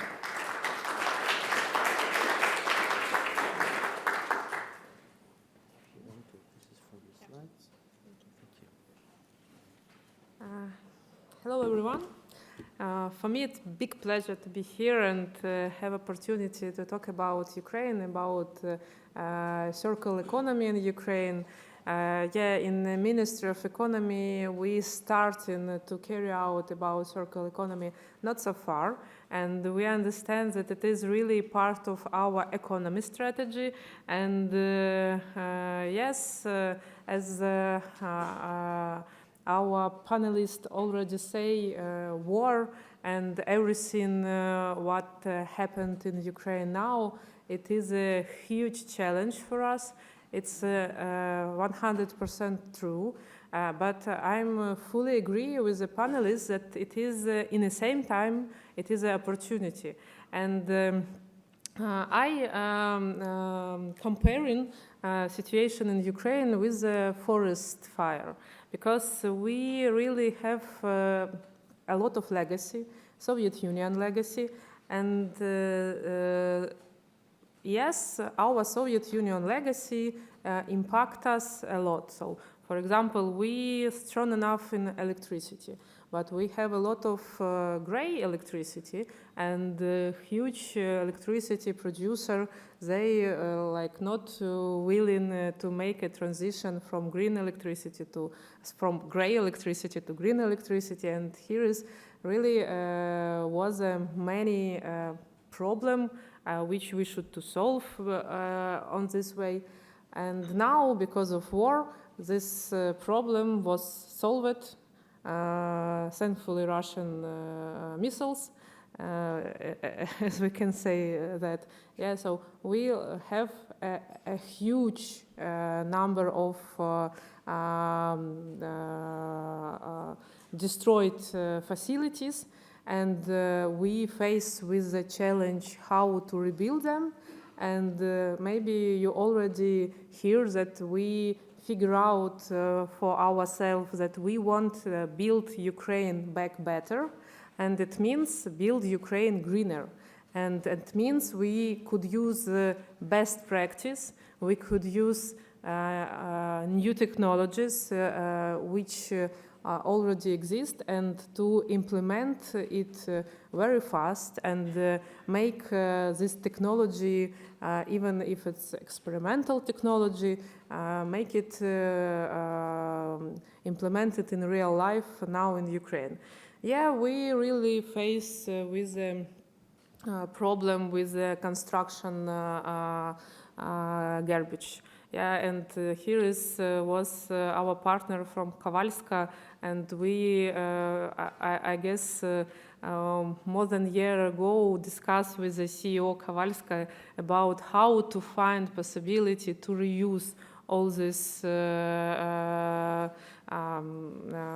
waste, and how to make reconstruction process including with the waste. And yeah, here we have interesting perspective ideas, and yeah, we 100% open to other experience and to other ideas, but I afraid that no one face with such scale of problem, and it is no exist never all around the world solution which will be like 100% appropriate, because no one faced with such challenges which Ukraine face now. So here is a huge field for open-minded person like you, and to offer which solution could be and which technology we could use,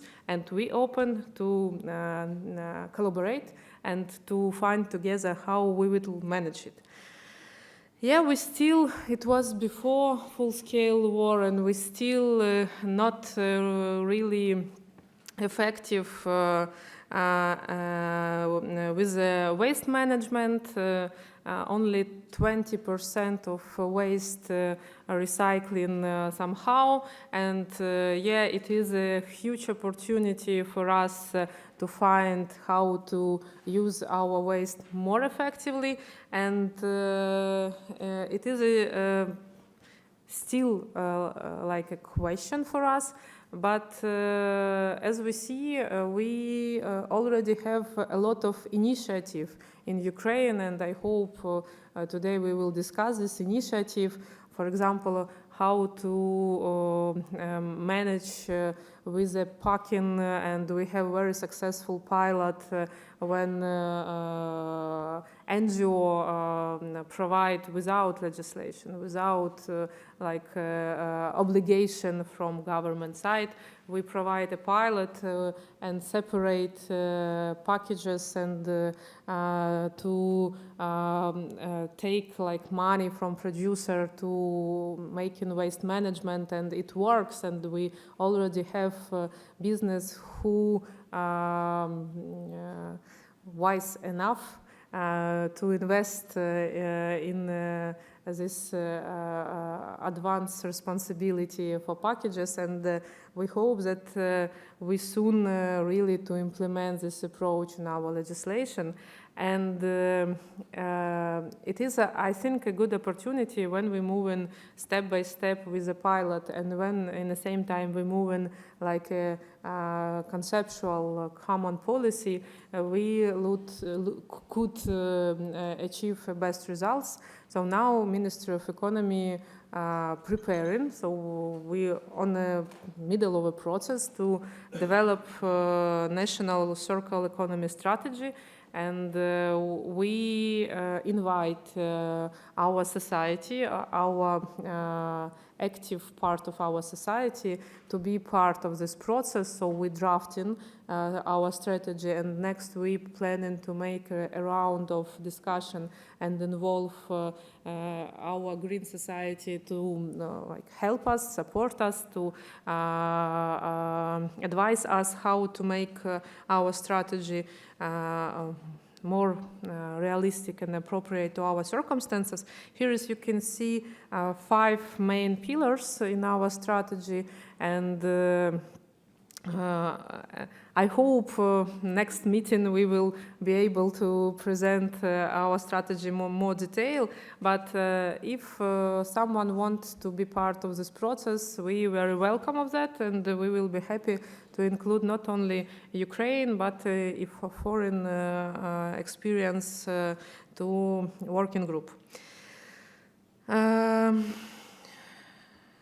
So as I mentioned, for us very much important already include in recovery process green policy, and especially in the public procurement. For us very much important to implement packing policy. We still, I guess, last country in EU who have no packing requirements, and Ukrainian producers have no obligation to stimulate life cycle and to cover it life cycle for packing.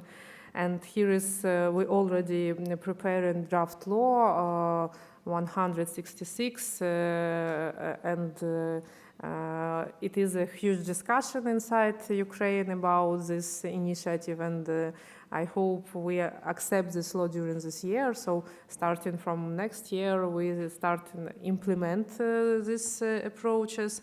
We already have a success pilot about electric equipments and battery sorting, and this draft law, which I mentioned, will be makes this process legal and obligate for everyone. So it is interesting, like result of experiment which we already have, but how to implement we still discussing, and I hope we to do that next year. So First of all, I want again to say thank you for huge attention to Ukraine and our challenges and opportunities. I believe that green society is the most active all around the world. So here is we as a part of this world, we expect that green society will be active and will be invest your time and attention in Ukraine goals. We believe that Ukraine here is, because of war, really could offer additional opportunity for all the world, because we have no a problem with a huge legacy in the past, because many of this legacy do not exist anymore, and we have a lot of greenfield, and this greenfield could be useful to try to make experiment and to try new approaches, new technologies, and to make success story which we could scale wider for other country. So thank you for your time, and I will be happy to have a question.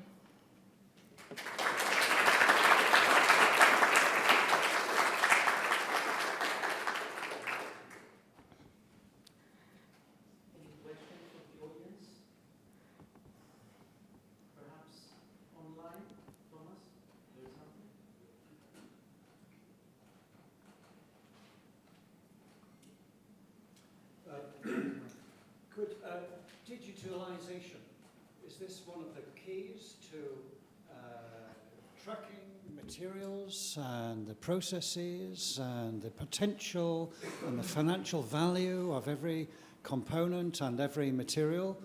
Is this a good way forward?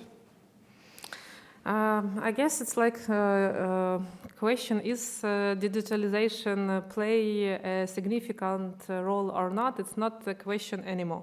And we couldn't provide any reforms, any changes, any policies without digitalization. So it is obviously part of our policy and circular economy, because of it is economy and because we should calculate of a result and make this result as much as possible efficient.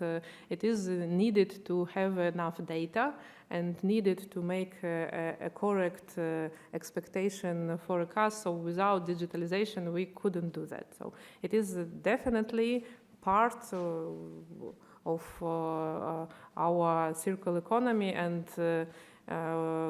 good news that Ukraine quite successful in the digital area. So we have a lot of basic needed process and registers and data. So here is we will be very close negotiate with our Ministry of Digitalization and with all stakeholders which support this process in Ukraine.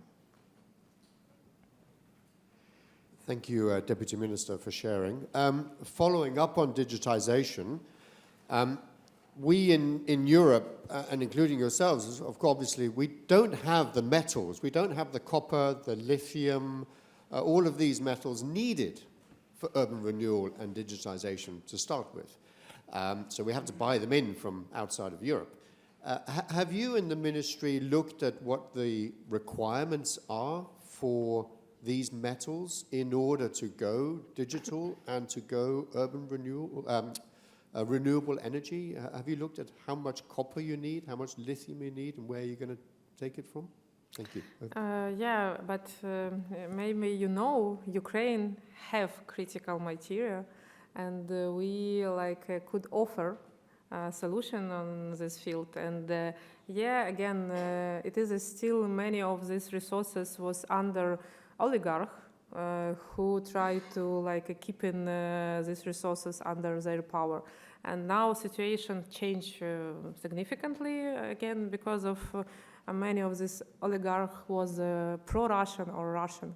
So here is situation changing, and we expect that it is one of our opportunity which we could offer EU and all around the world.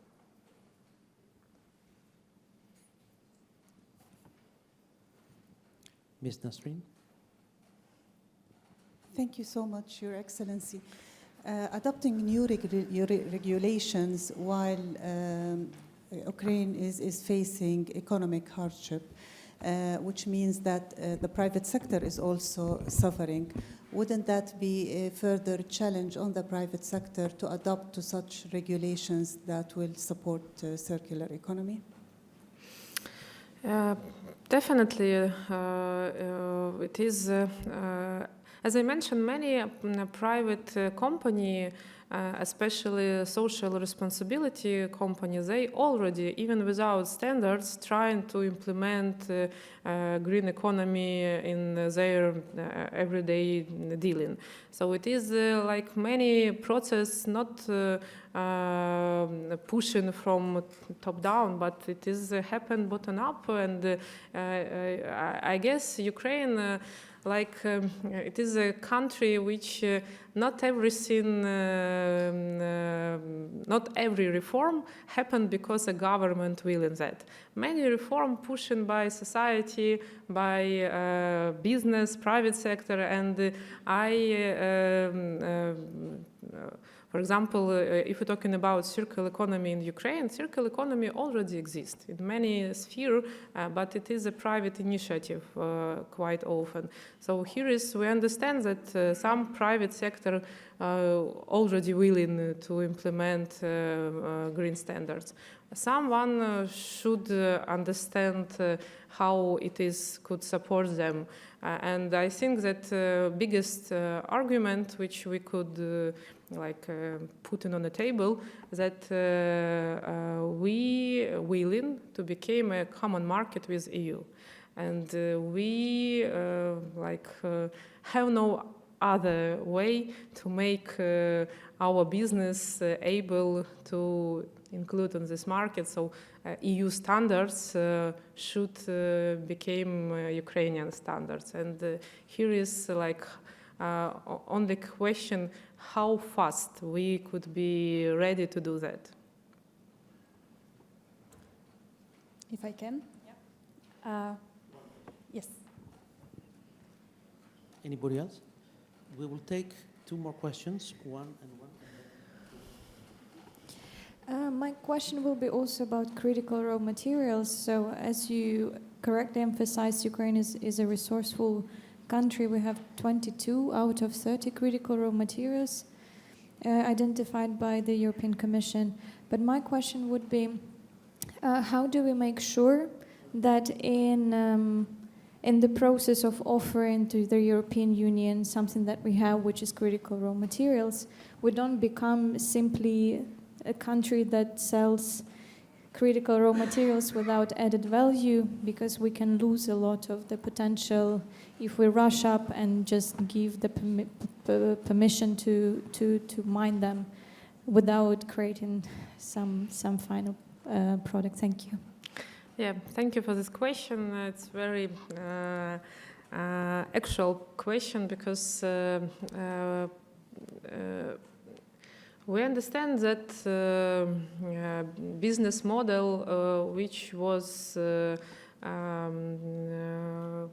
often used in Ukraine business, it's like a fast money, and it is we have a lot of reasons why it's happened, why most of our businessmen do not willing to invest in a long-term project. And if we're talking about processing industry, and we're talking about building some facility to creating added value, it's often long-term project. And I guess that main reason was because Ukraine, during all our independence, facing with a high level unpredictables, and situation change fast and regular, and that's why we have no long-term project and long-term investment. And yeah, it is a question how to manage it and how to find possibility to implement such project. And I think that we already, as a Ministry of Economy, as a government, we already announced that processing industry, it's our goal, and we already invest a lot of resources, particularly in a company who processing, and it is from grant program, which we already provide to processing company. It is our financial tool, like cheap credit 579 and other tools. So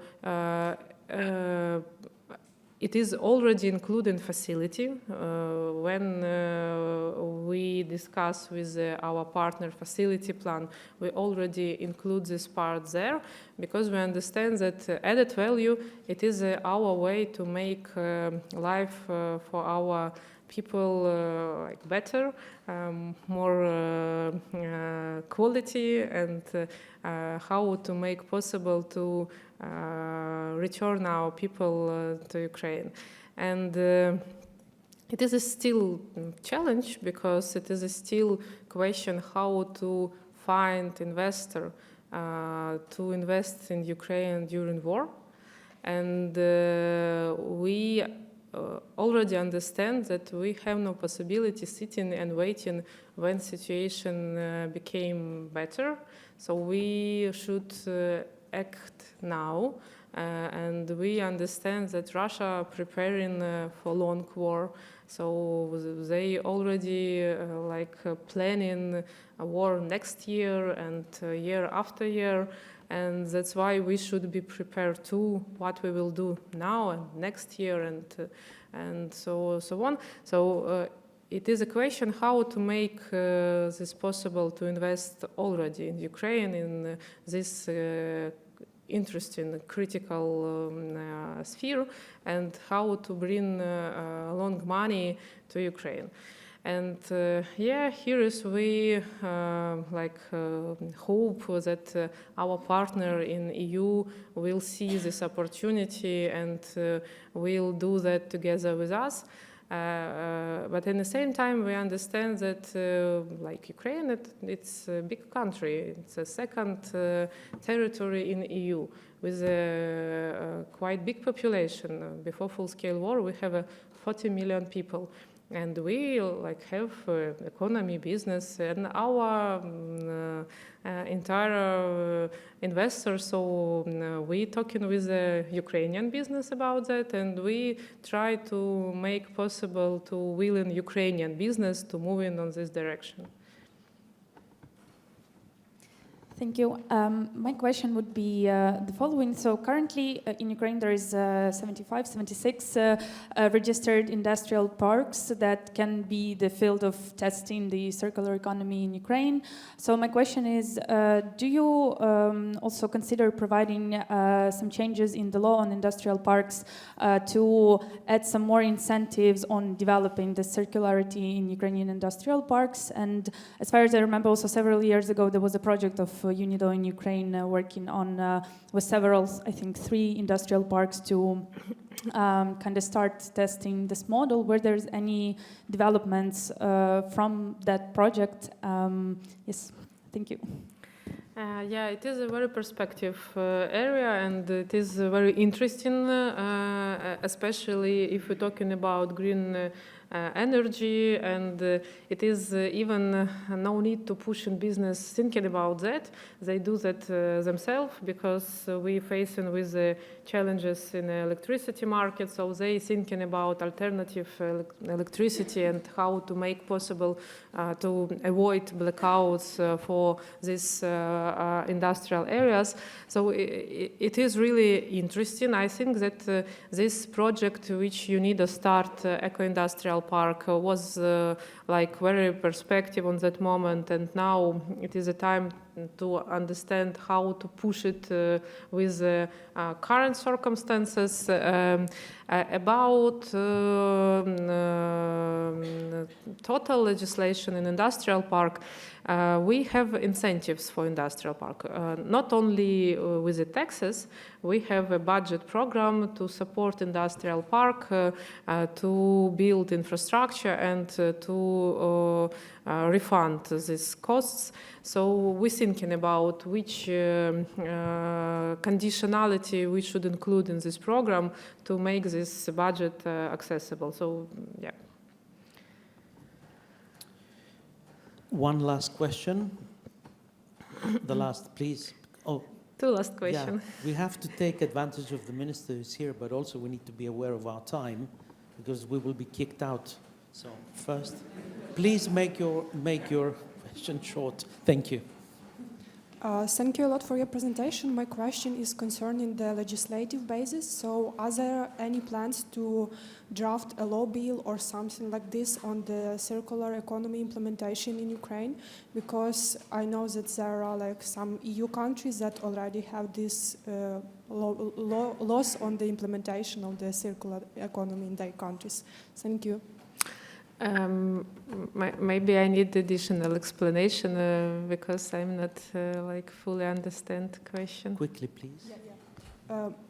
Коротко українською поясню, чи буде в нас законодавство по циркулярній економіці? Воно в нас вже є, тому що циркулярна економіка – це ж багато насправді It was about we will have a particular one law about circular economy, and I think that if it needed we could discuss it, but we will start from strategy, and strategy it's like a whole activity which we want to implement because waste management it's about circular economy too. Green transition, it's about circular economy too. And it is like circular economy, it's a list of a lot of activities. So if we will need it, we could do that. But I think that main idea should be to accept strategy and to implement strategy in all law, in all legislation where it should be. You still want to ask a question? Yeah, very quickly, please.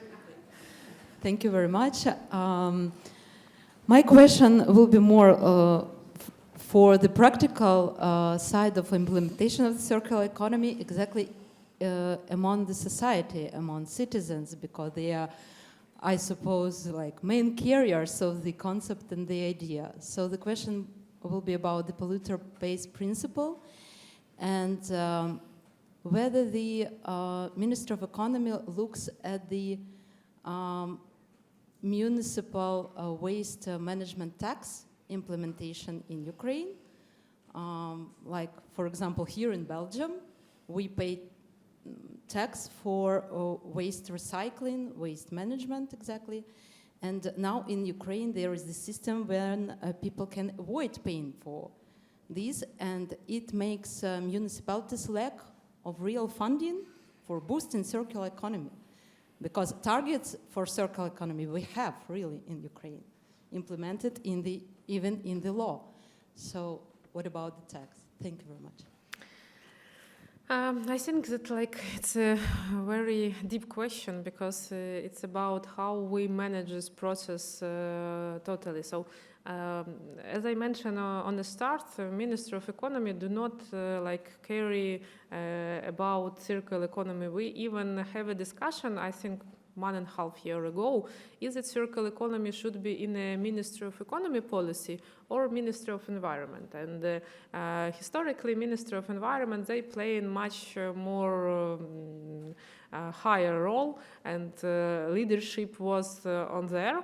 But for them,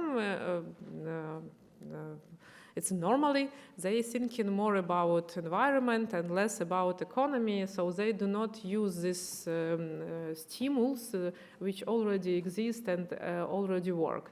So now we start change the situation and build capacity in Ministry of Economy and start to implement circular economy in our economy activity and economy strategy. So moving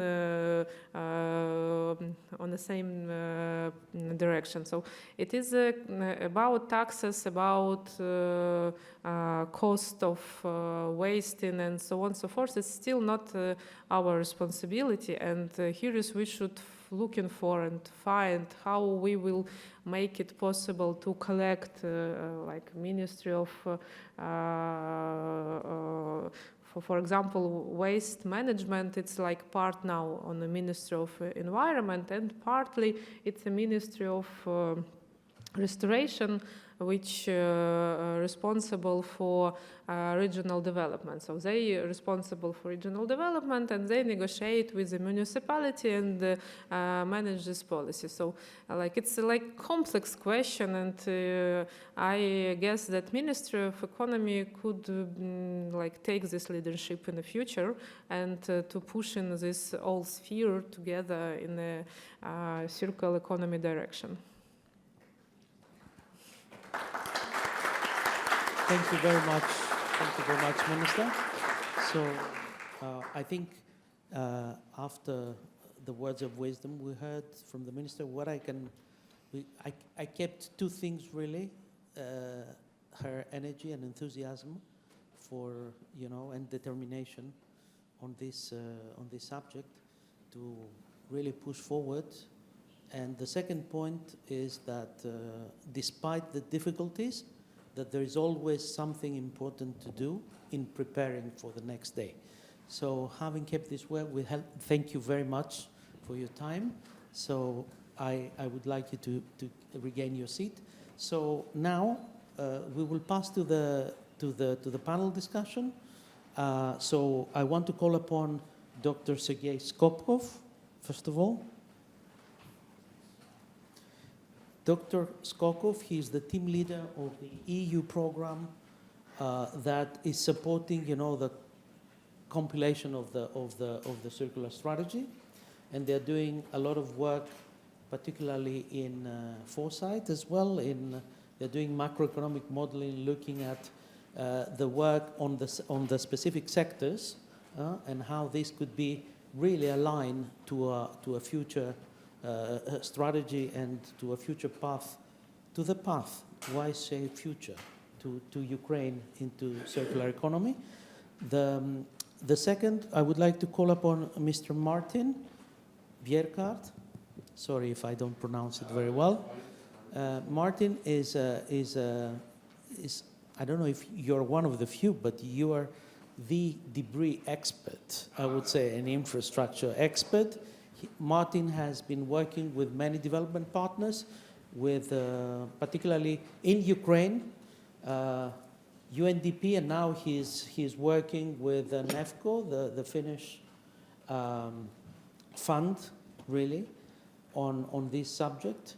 So we will get his expertise and his expert views and experience from Ukraine on particularly the reconstruction of infrastructure and using those debris that are extensive in Ukraine. We haven't heard a lot from you, Ms. Spivak, so please regain your seat at the panel. We want to hear more about Kowalska and your views about how to really deepen this work on reconstruction and debris management. Then I call upon Philip Crampton.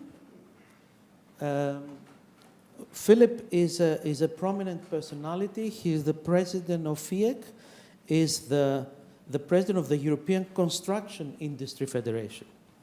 So it's very good to hear also from Philip what will be the offering really from the European side in this reconstruction prospect. And unfortunately we couldn't have him with us, but he will be online, Mr. Alexander Chevrak. Alexander, hi. So from Ukraine. So he could have, he's the executive director of the CBU. It is the Confederation of Builders of Ukraine. So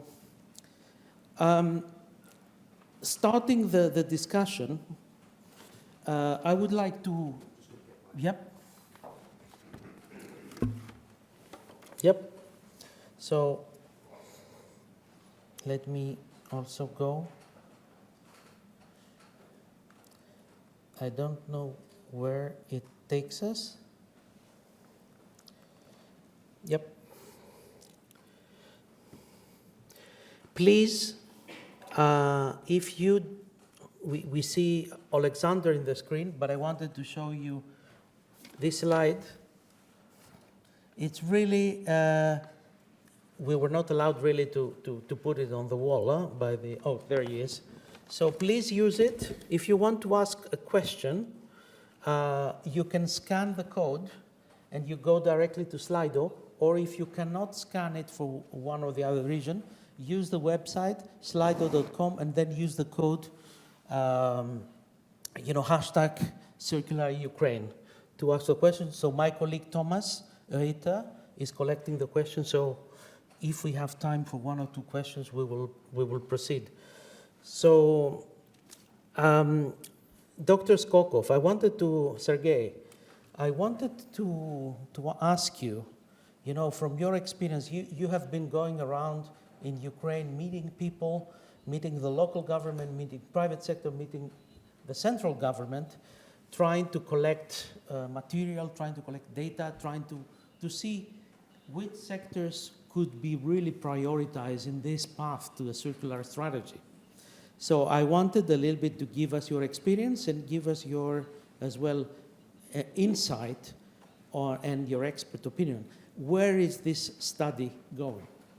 Thank you. Yeah, thank you for the question. Good morning, ladies and gentlemen.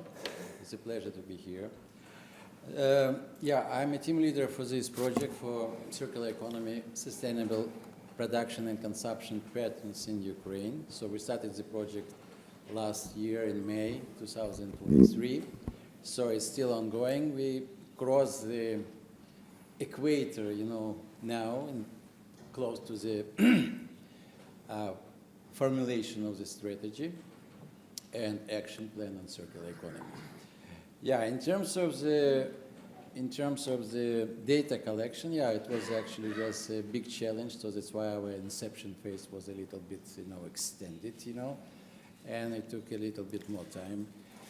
So we had, in terms of reference, 8 pre-selected sectors. During inception phase, we added 2 more sectors, and start the process of the collection and, verification and validation of the data. So we met many organizations, many institutions,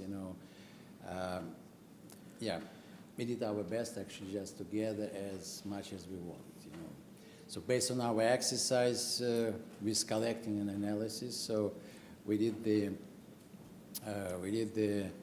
assessment of national policy, modeling how the national policy will have an impact on the economy, on the short and medium and long terms, And at the same time, we work on the sectors, so sectoral reports.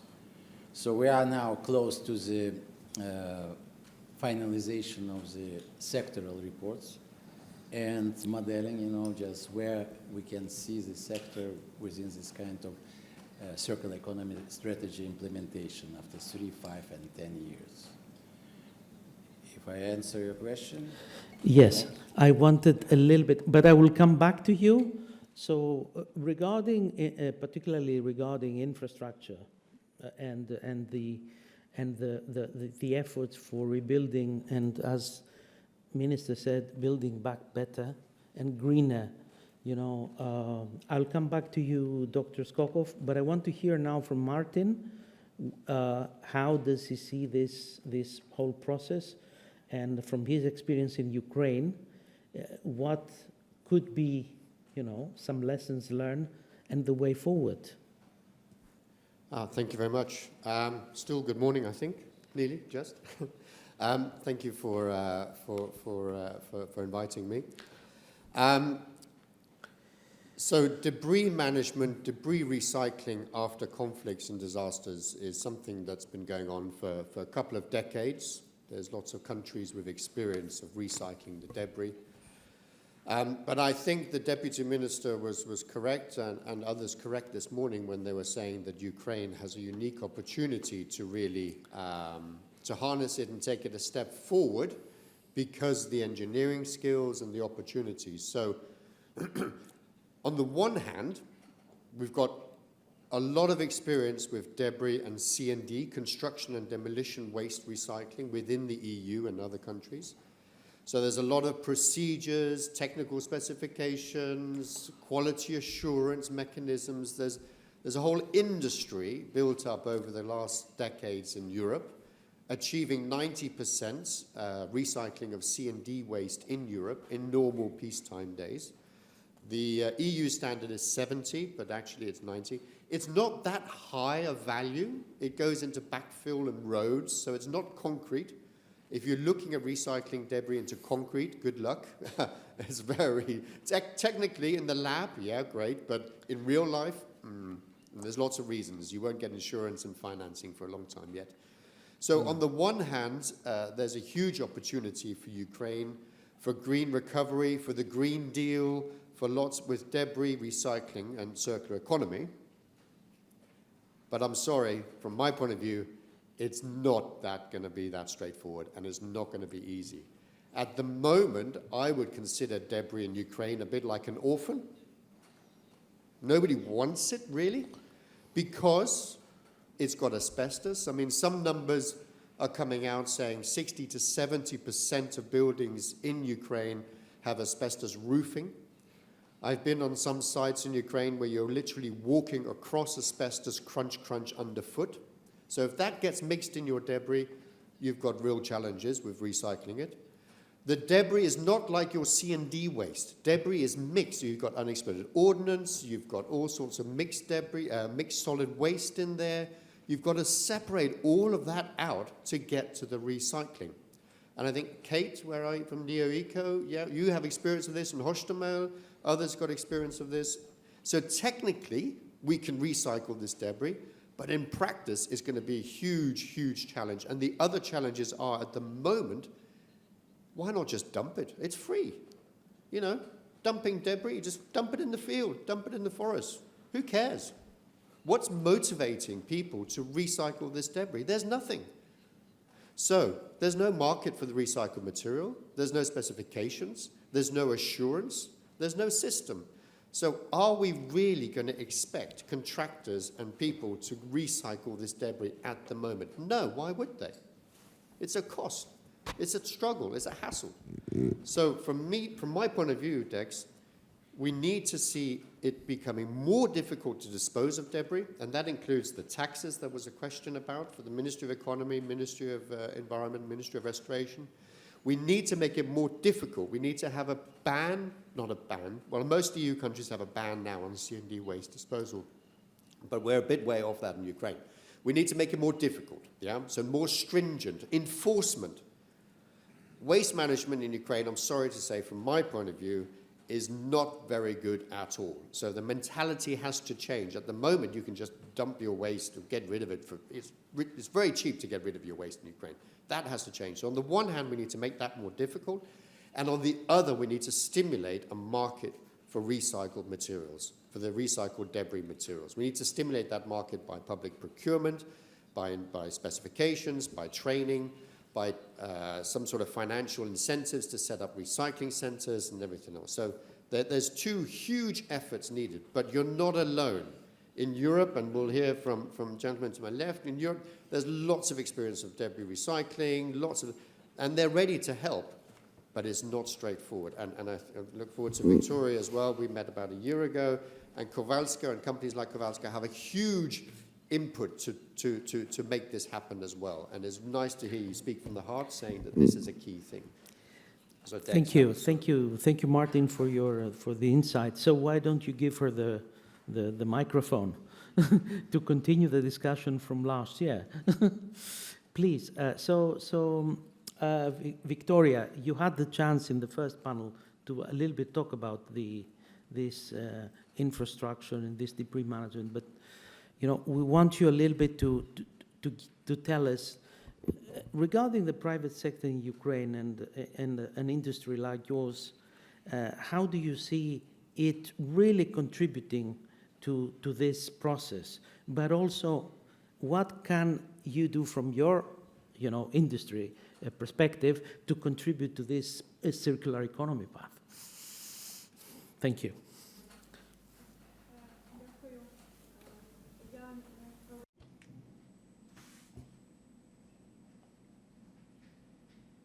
And the mic doesn't function. The interpreter cannot hear.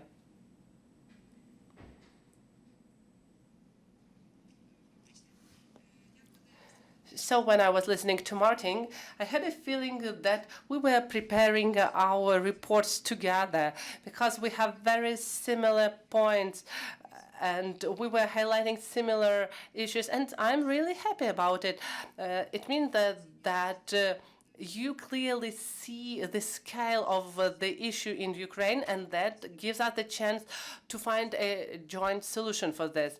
I'm representing the Kowalska Group today, and I would like to say that our company has a high social responsibility level, and so we're trying to decrease the influence on the environment in the regions. That's why our company, Kowalska, who is supporting and is ready to implement the circular economy in our industry. We understand that it's our future. That's why, being a leader in the sphere, we are trying to be the best and showing the example to other construction companies. That's why this debris, which we have as a result of the military actions, we consider it as a secondary raw material, which we can use to produce the construction materials for the reconstruction of Ukraine. But we have a number of issues. Different estimates we have. More than 1 million tons of such debris are now in Ukraine. Unfortunately, I have to state that Ukraine is not at all ready. Before the full-scale invasion, as it was already mentioned by previous speakers, the recycling of the waste was up to only 20%, and now we have not only those household waste, but also the war waste, debris. And we do not have technologies which would allow to recycle these debris. So Ukraine is not ready for this at any level. At the level of the business, the level of the policy, at the level of the institutions, the R&Ds, and the level of consumers. Of course, we are not at the same situation as it was 2 years ago.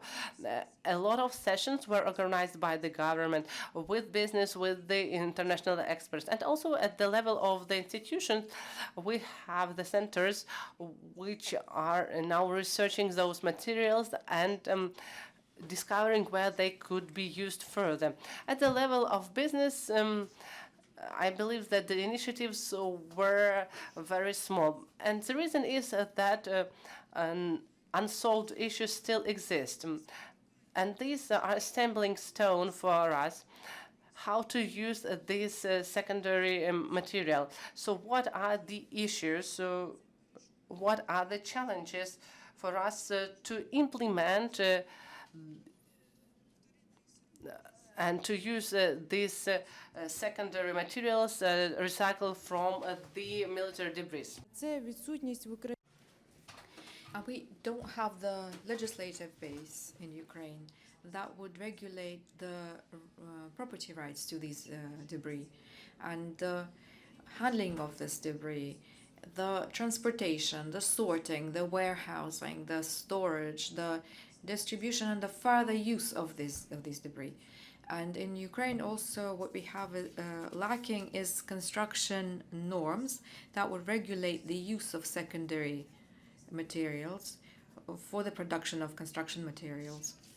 And another problem is the fact that, and this has been mentioned by the previous speakers, that the processing of construction waste and debris is a separate technology. And this is a high-tech process that requires a profound knowledge and experience and specialized equipment and investment. And currently, and I'm now repeating myself, we do not have the waste management facilities specialized in construction. We do not have the facilities that are able to receive, process, and return to the user something that is fit for secondary use, that's made from construction debris or construction waste. And another problem that was mentioned by Martin is related to asbestos content. When something is being destroyed, it's unplanned destruction. In a planned destruction, we can separate these materials one from another. What we have is spontaneous destruction because something is hit by a missile or a bomb. So what we get is this mix of completely different materials. It can be glass, it can be plastic, fabrics, concrete, brick, metal. It can be all kinds of organic matter. So this is all a mix that is then stored in temporary storage, and we must not forget about this. And we don't mention this very much, but these millions of tons of construction debris is a source of secondary contamination of the soil where they're stored, and these territories could be used for agricultural purposes or for other purposes, but they are contaminating the air and they're contaminating groundwaters, and what we have is an irreversible process of contamination of the environment because this waste is accumulating, is piling up. We need a solution, and of course we can't find all solutions at this forum, but I hope that we can consolidate our efforts and find a number of approaches to this. Kowalski Group is prepared to work with foreign investors and partners and the government, and we have a powerful foundation for studying these materials and for the use of these materials. I'll give you an example. Our manufacturers are potential consumers of these secondary materials before the full-scale invasion. Kowalska Group consumed 3.5 million tons of gravel, and millions of tons of river sand. If we can replace at least 10% of natural materials with debris, and in our lab we have already obtained the results, we can replace even up to 20%, then the manufacturers that are part of the Kowalski Group could use from 1.5 to 2 million tons of secondary materials coming from debris. I think it's a very good potential outcome, and we're happy to take part in achieving it. Thank you very much for these insights, further insights. So I would like to ask, we don't have a lot of time, so I would like to ask my fellow panelists to be sharp and try to be a little bit, time conscious.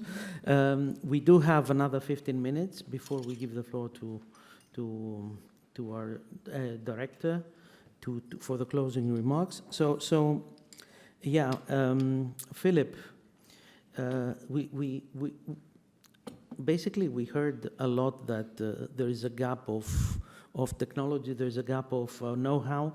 There are some issues that the Ukrainian industry, of course, with a lot of capacity local, but there is need to come also from outside experiences mainly. So as the chairman, as the president of the Federation of the construction companies, what can Europe offer really to Ukraine in this aspect? Thank you.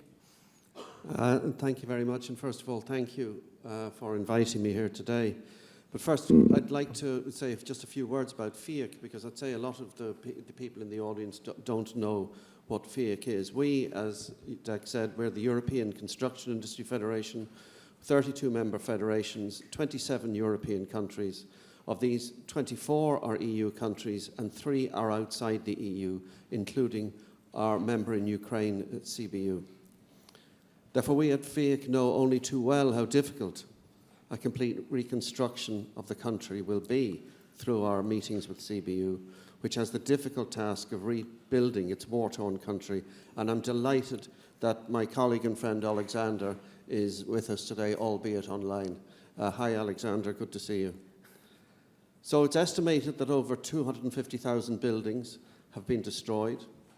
Additionally, significant damage has been inflicted on roads, bridges, and other public energy infrastructure. We all know that. But despite Russia's continued attacks, a lot of construction activity is already taking place. Many of the construction companies involved in the reconstruction are Turkish companies, Moldovan companies, Romanian companies, Scandinavian companies, especially Danish, and Baltic companies. But Western European countries are still seemingly reluctant to participate in this reconstruction. So with regard to the circular economy, at FIAC, the transition to a circular economy has long been a priority for our members, and it's urgently needed if we're to reduce our waste generation and meet the ambitious targets of the Green Deal. We wanted to respond quickly to the Russian attack and the destruction it's causing, and look at ways to support our Ukrainian member CBU, but also to inform the European policymakers and the wider public about the situation. So we set up a task force and have participated in various conferences on recovery and green construction in Ukraine since the outbreak of the conflict. A couple of examples of that would be 2 Rebuild Ukraine conferences in Warsaw, and our chairman of the Task Force Ukraine, Ketil Tonik, has also visited Ukraine and was due to be there last week, but unfortunately was ill and couldn't go. But I certainly appreciate his efforts in the visits he has made to Ukraine. So we see a great potential for a circular economy approach to Ukraine's reconstruction. For example, processing the remains of destroyed structures and reusing them means less waste, fewer emissions, a more readily available supply of materials. Creating larger reuse of recycling markets will also create additional jobs.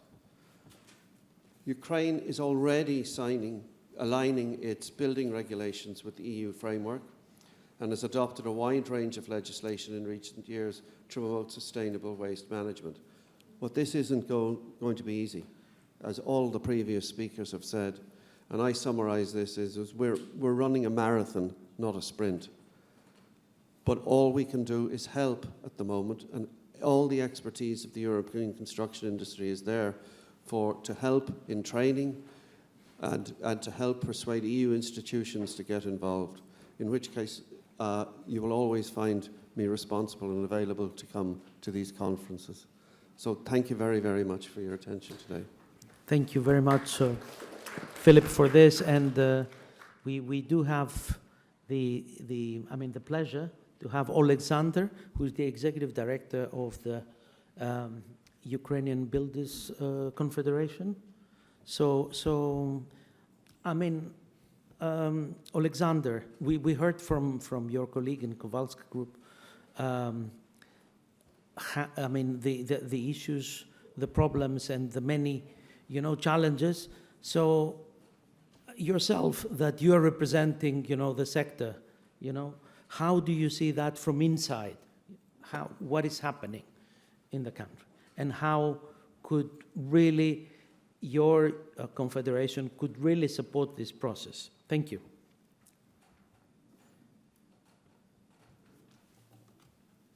Hello.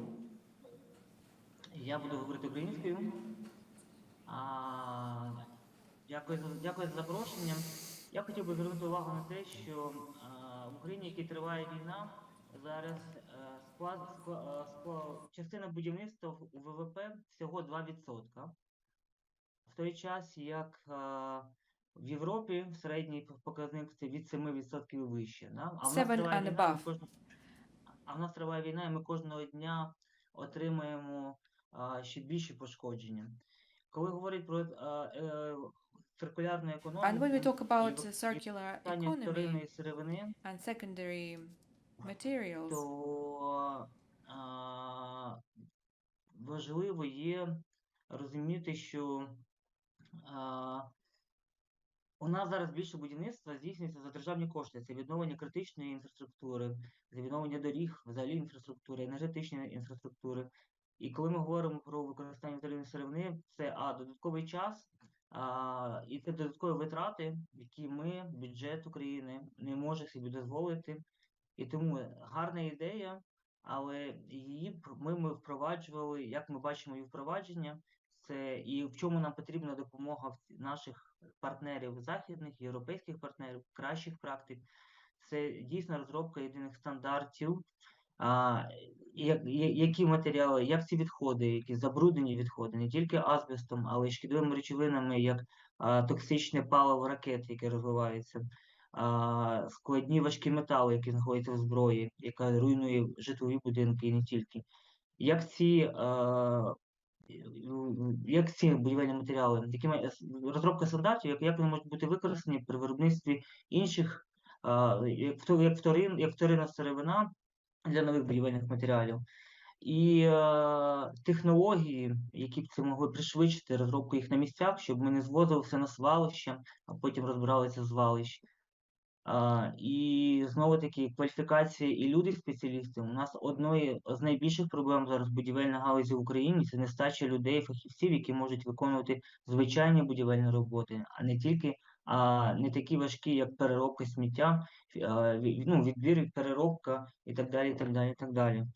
І, звісно, найбільше питання – це питання мотивації, стимулювання тих виробників, тих учасників будівельного ринку, які на даному етапі це стимулювання, які максимально впроваджувати питання використання і переробки будівельного сміття, і використання його вторинно при відновленні чи відновленні пошкоджених чи будівництві нових об'єктів в цілому. Тому ми розуміємо, що це шлях, який в нас обов'язково буде з якимись своїми вимогами, але наразі ми відкриті до співпраці, і наше завдання знайти ті ефективні механізми, щоб не тільки відновити пошкоджені будівлі, щоб забезпечити високу екологічність, але й відновити будівельний сектор України в цілому, який також значно постраждав. І в першу чергу відновлювати будуть наші компанії, наші працівники. І тому цей баланс повинен бути знайдений в діалозі. Ми, як представники Асоціації бізнесу будівельного в Україні, найбільші в Україні, і представники ФІЕК, з нашими представниками з ФІЕК, з європейськими інституціями і з нашою державною владою, які ми також завжди готові підтримати у всіх ініціативах для пошуку вірних рішень. Бізнес наш до всього готовий. Єдине, це має бути політика, яка буде стимулювати запровадження дійсно затратних і по часу, і по коштам проєктів. Наразі різке впровадження таких питань,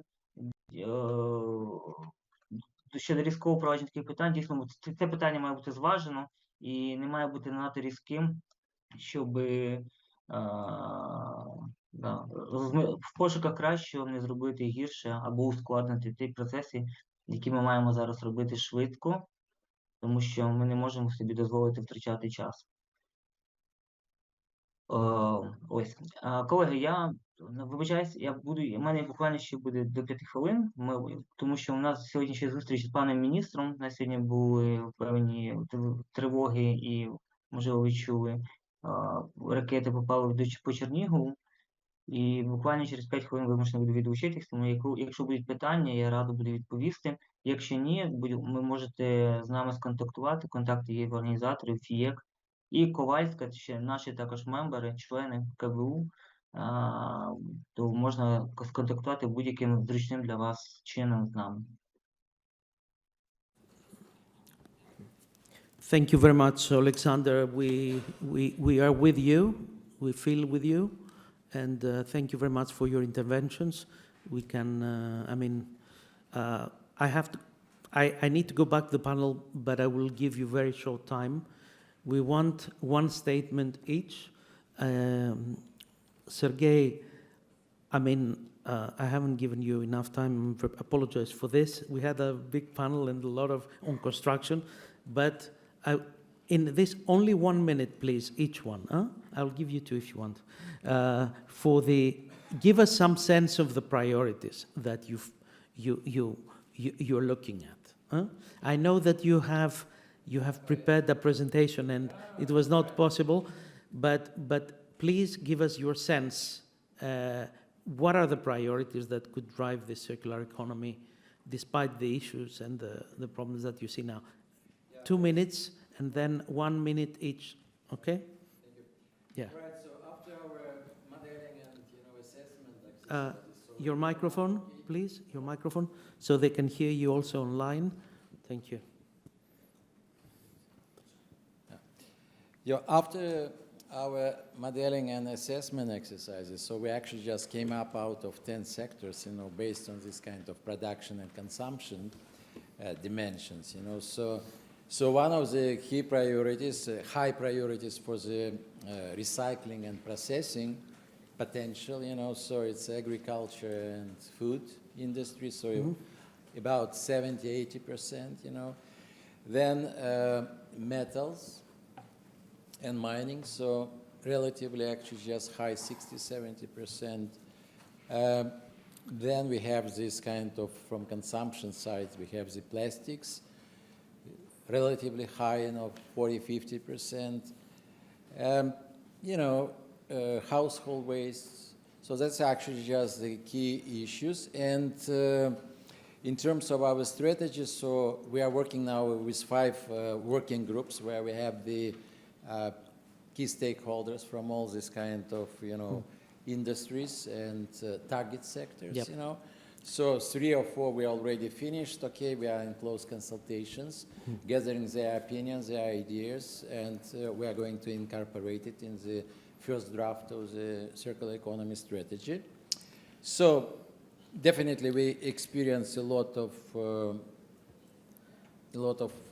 not problems but challenges related, to the regulatory framework, related to the institutional and organizational issues. And as Deputy Minister mentioned, they are working on it, but it's a process. And circular economy is not something new in Ukraine, because it's a good legacy from the Soviet time, So they know what it is, okay, already. So even it's called now a little bit different. Okay. And I believe, there is a chance, with within certain period of time, actually, just to implement it, okay? Thank you. Yeah, thank you. Of course, you are in the middle of this process of your work, so we will be very happy to hear about this. So, Martin, 1 minute, one statement. I'll try and do it shorter.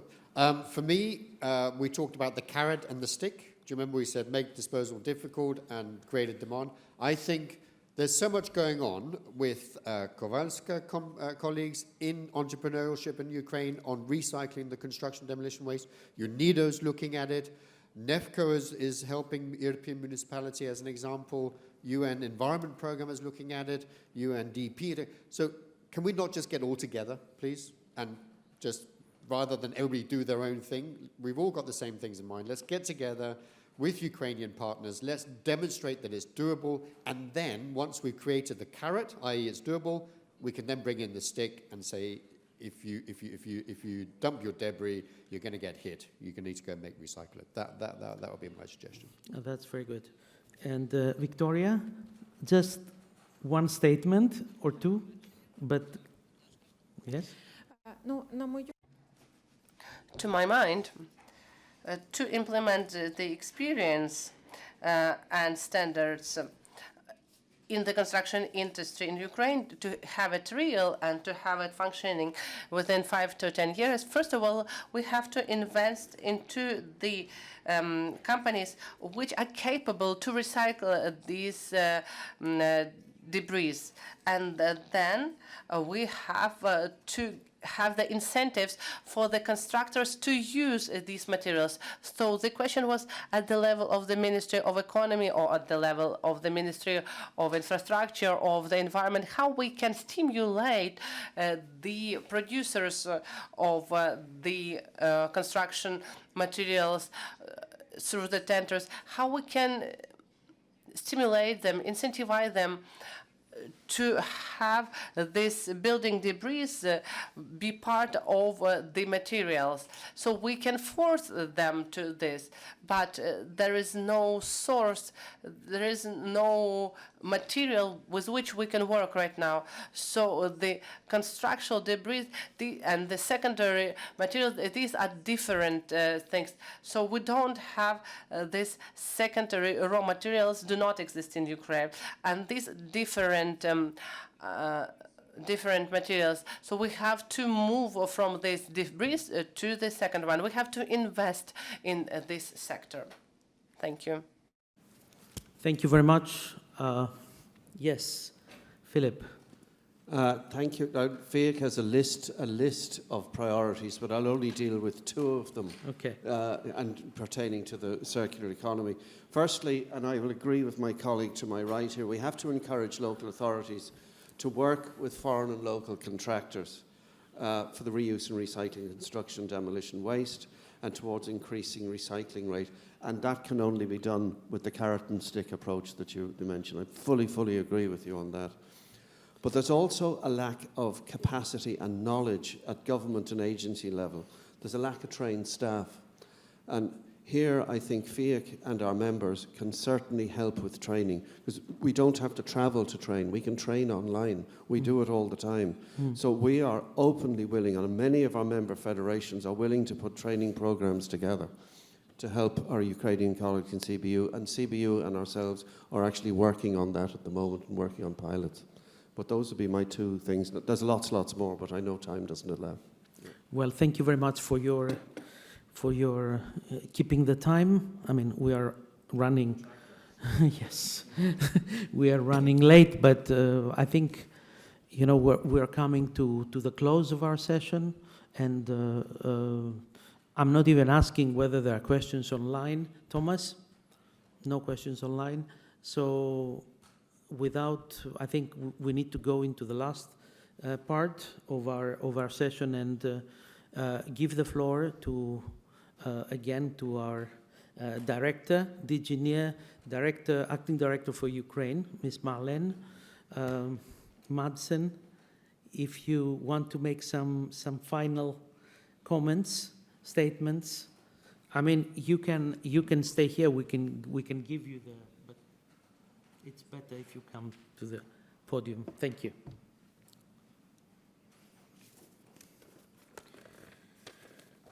Just to say that unfortunately, the Deputy Minister of Ukraine had to leave. I think it has to do something with her accident yesterday. So, please.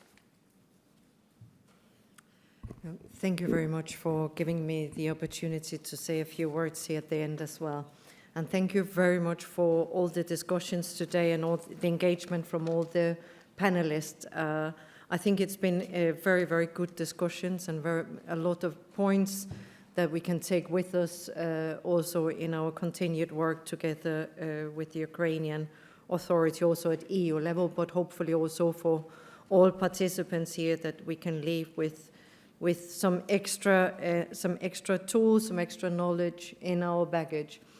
As I said this morning, there are a lot of challenges and opportunities in this process of bringing the circular economy dimension into the rebuilding and modernization of Ukraine. But I think also the discussions here today are really emphasizing that the opportunities are far outweighing, and it also, given the incredible importance of getting it right with the rebuilding and modernization of the country. We just need to get it in. There is no way we can allow ourselves to say that now is not the time or it is too challenging. We have to embrace it and make sure that we, to the largest extent possible, do get these principles and these efforts built in all our support to Ukraine and engagement with the central and the local subnational governments in Ukraine. So I just wanted to very briefly bring back 3 small points. I mentioned 2 of them earlier on today in my opening remarks. I do think, especially from our perspective here, speaking on behalf of the European Commission, firstly, I mean, we see the regulatory framework as absolutely essential. It has to be in place and it has to be supporting these efforts. So from that point of view, we think it's also it's something that we are putting a lot of weight on, and I sense it from the discussions today that there is also consensus on this importance, but not just at the central level, also at the subnational level. We have to get it from both bottom up and top down. So this is something we are building in a lot also in how the European Commission is working with the Ukrainian authorities in helping them with the regulatory framework in these aspects. It's also the regulatory framework that will give and provide for the business opportunities and help enable the private sector to engage in these efforts.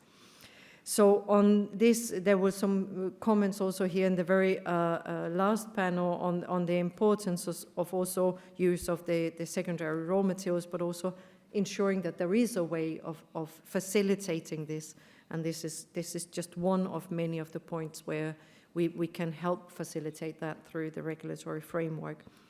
So to go back to what I mentioned in my opening remarks on the Ukraine plan, which is a very important tool in how the Ukrainian government is seeing their strategy in the short to medium term, also in the regulatory aspects, where they have prioritized and sequenced the most important reforms, because we unfortunately also have to realize that while there might be an awful lot of reforms that would help also the circular economy, if we do not prioritize and sequence it correctly, the authorities just simply cannot do it either.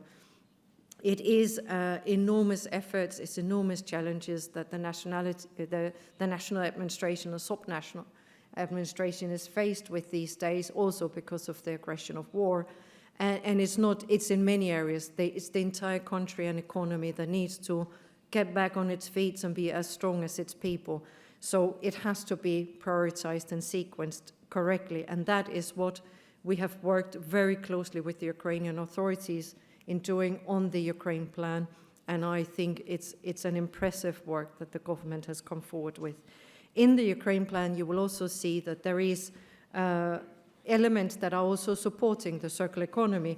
So we have, for instance, agreed that it's very important to build in that there will be a circular economy strategy and action plan, but also that there will be sectoral circular economy opportunities for 5 to 10 pre-selected priority sectors, and adopting also a national waste management plan that is also built into the Ukraine plan. So I think that is also showing that the government is prioritizing this and having it key on the agenda, and is certainly something we will continue to work with.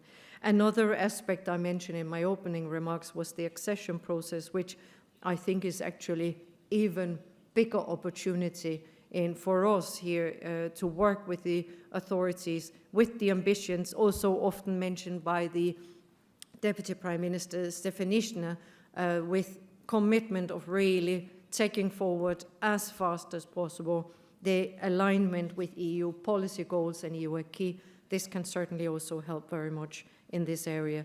And one concrete example would especially be the primary and secondary waste management legislation. Is an area where this can really make a big difference. But also the investment and the financing. We know that the regulations providing the framework for business case, private sector will also need the investment and the financing. And in the support from the EU, we are also working closely with the authorities in preparing the Ukraine investment framework for support to Ukraine in these aspects for the next 4 years. And here we will make sure to provide blended finance and guarantees for investment in waste management and recycling infrastructure. But thirdly, as also mentioned by one of the last speakers here today, the knowledge needs to be there. There needs to be awareness raising, capacity building and sharing of best practices. From the EU point of view, we will try and factor this in very clearly in our support of technical assistance to the Ukrainian authorities, but it's not something we can do alone. So therefore, it's very important that also, for instance, UNIDO, other organizations, other partners are taking part in this, both with the investments, but certainly also with the technical assistance. We all need to be there and help get the knowledge there and get the awareness there, so that, because what I see whenever I've had the pleasure over the last 9 months to be 9 times in Ukraine, and what I see every single time I go there is that the commitment is there, the willingness is there. They want to do these things, they want to embrace these principles, and they want to rebuild their country, and it's something I think is absolutely amazing and that we should support to the fullest. So I hope we will all come together. It's not something the EU can do alone, but we will certainly be there for the Ukrainian authorities on this.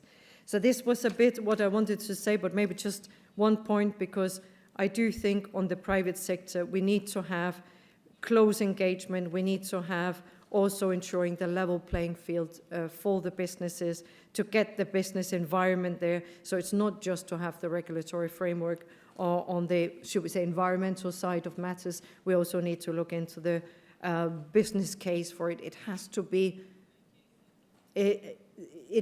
not just support to because it's good for the environment. There has to be the business case strong, because then we will also get all the private sector engaged and taking over, so that suddenly it will all be self-reinforcing. So that was a bit the points I wanted to say here today. Thank you very much.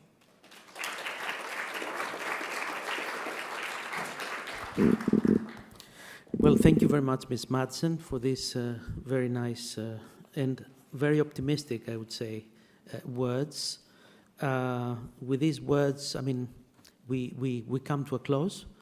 We want to thank very much DG Near, UNIDO, and also the other contributors of this session. We would like to very much thank everybody that he or she were online, and for their willingness, and sometimes in difficult circumstances with internet, which is not working everywhere in Ukraine. So we really thank them. We want to thank the panelists and for their perseverance and their inputs and insights that they gave us. Finally, I want to thank the interpreters for their tireless work. That they, especially people have the tendency to speak very fast to catch the time, so it's a very challenging job. So I would like to invite you, if you have time, until you go to your next Accelerator session, and there are some that they are going on really in some time. So if you have time, just grab something to eat, a sandwich or something, before you move to your next session. Thank you very much.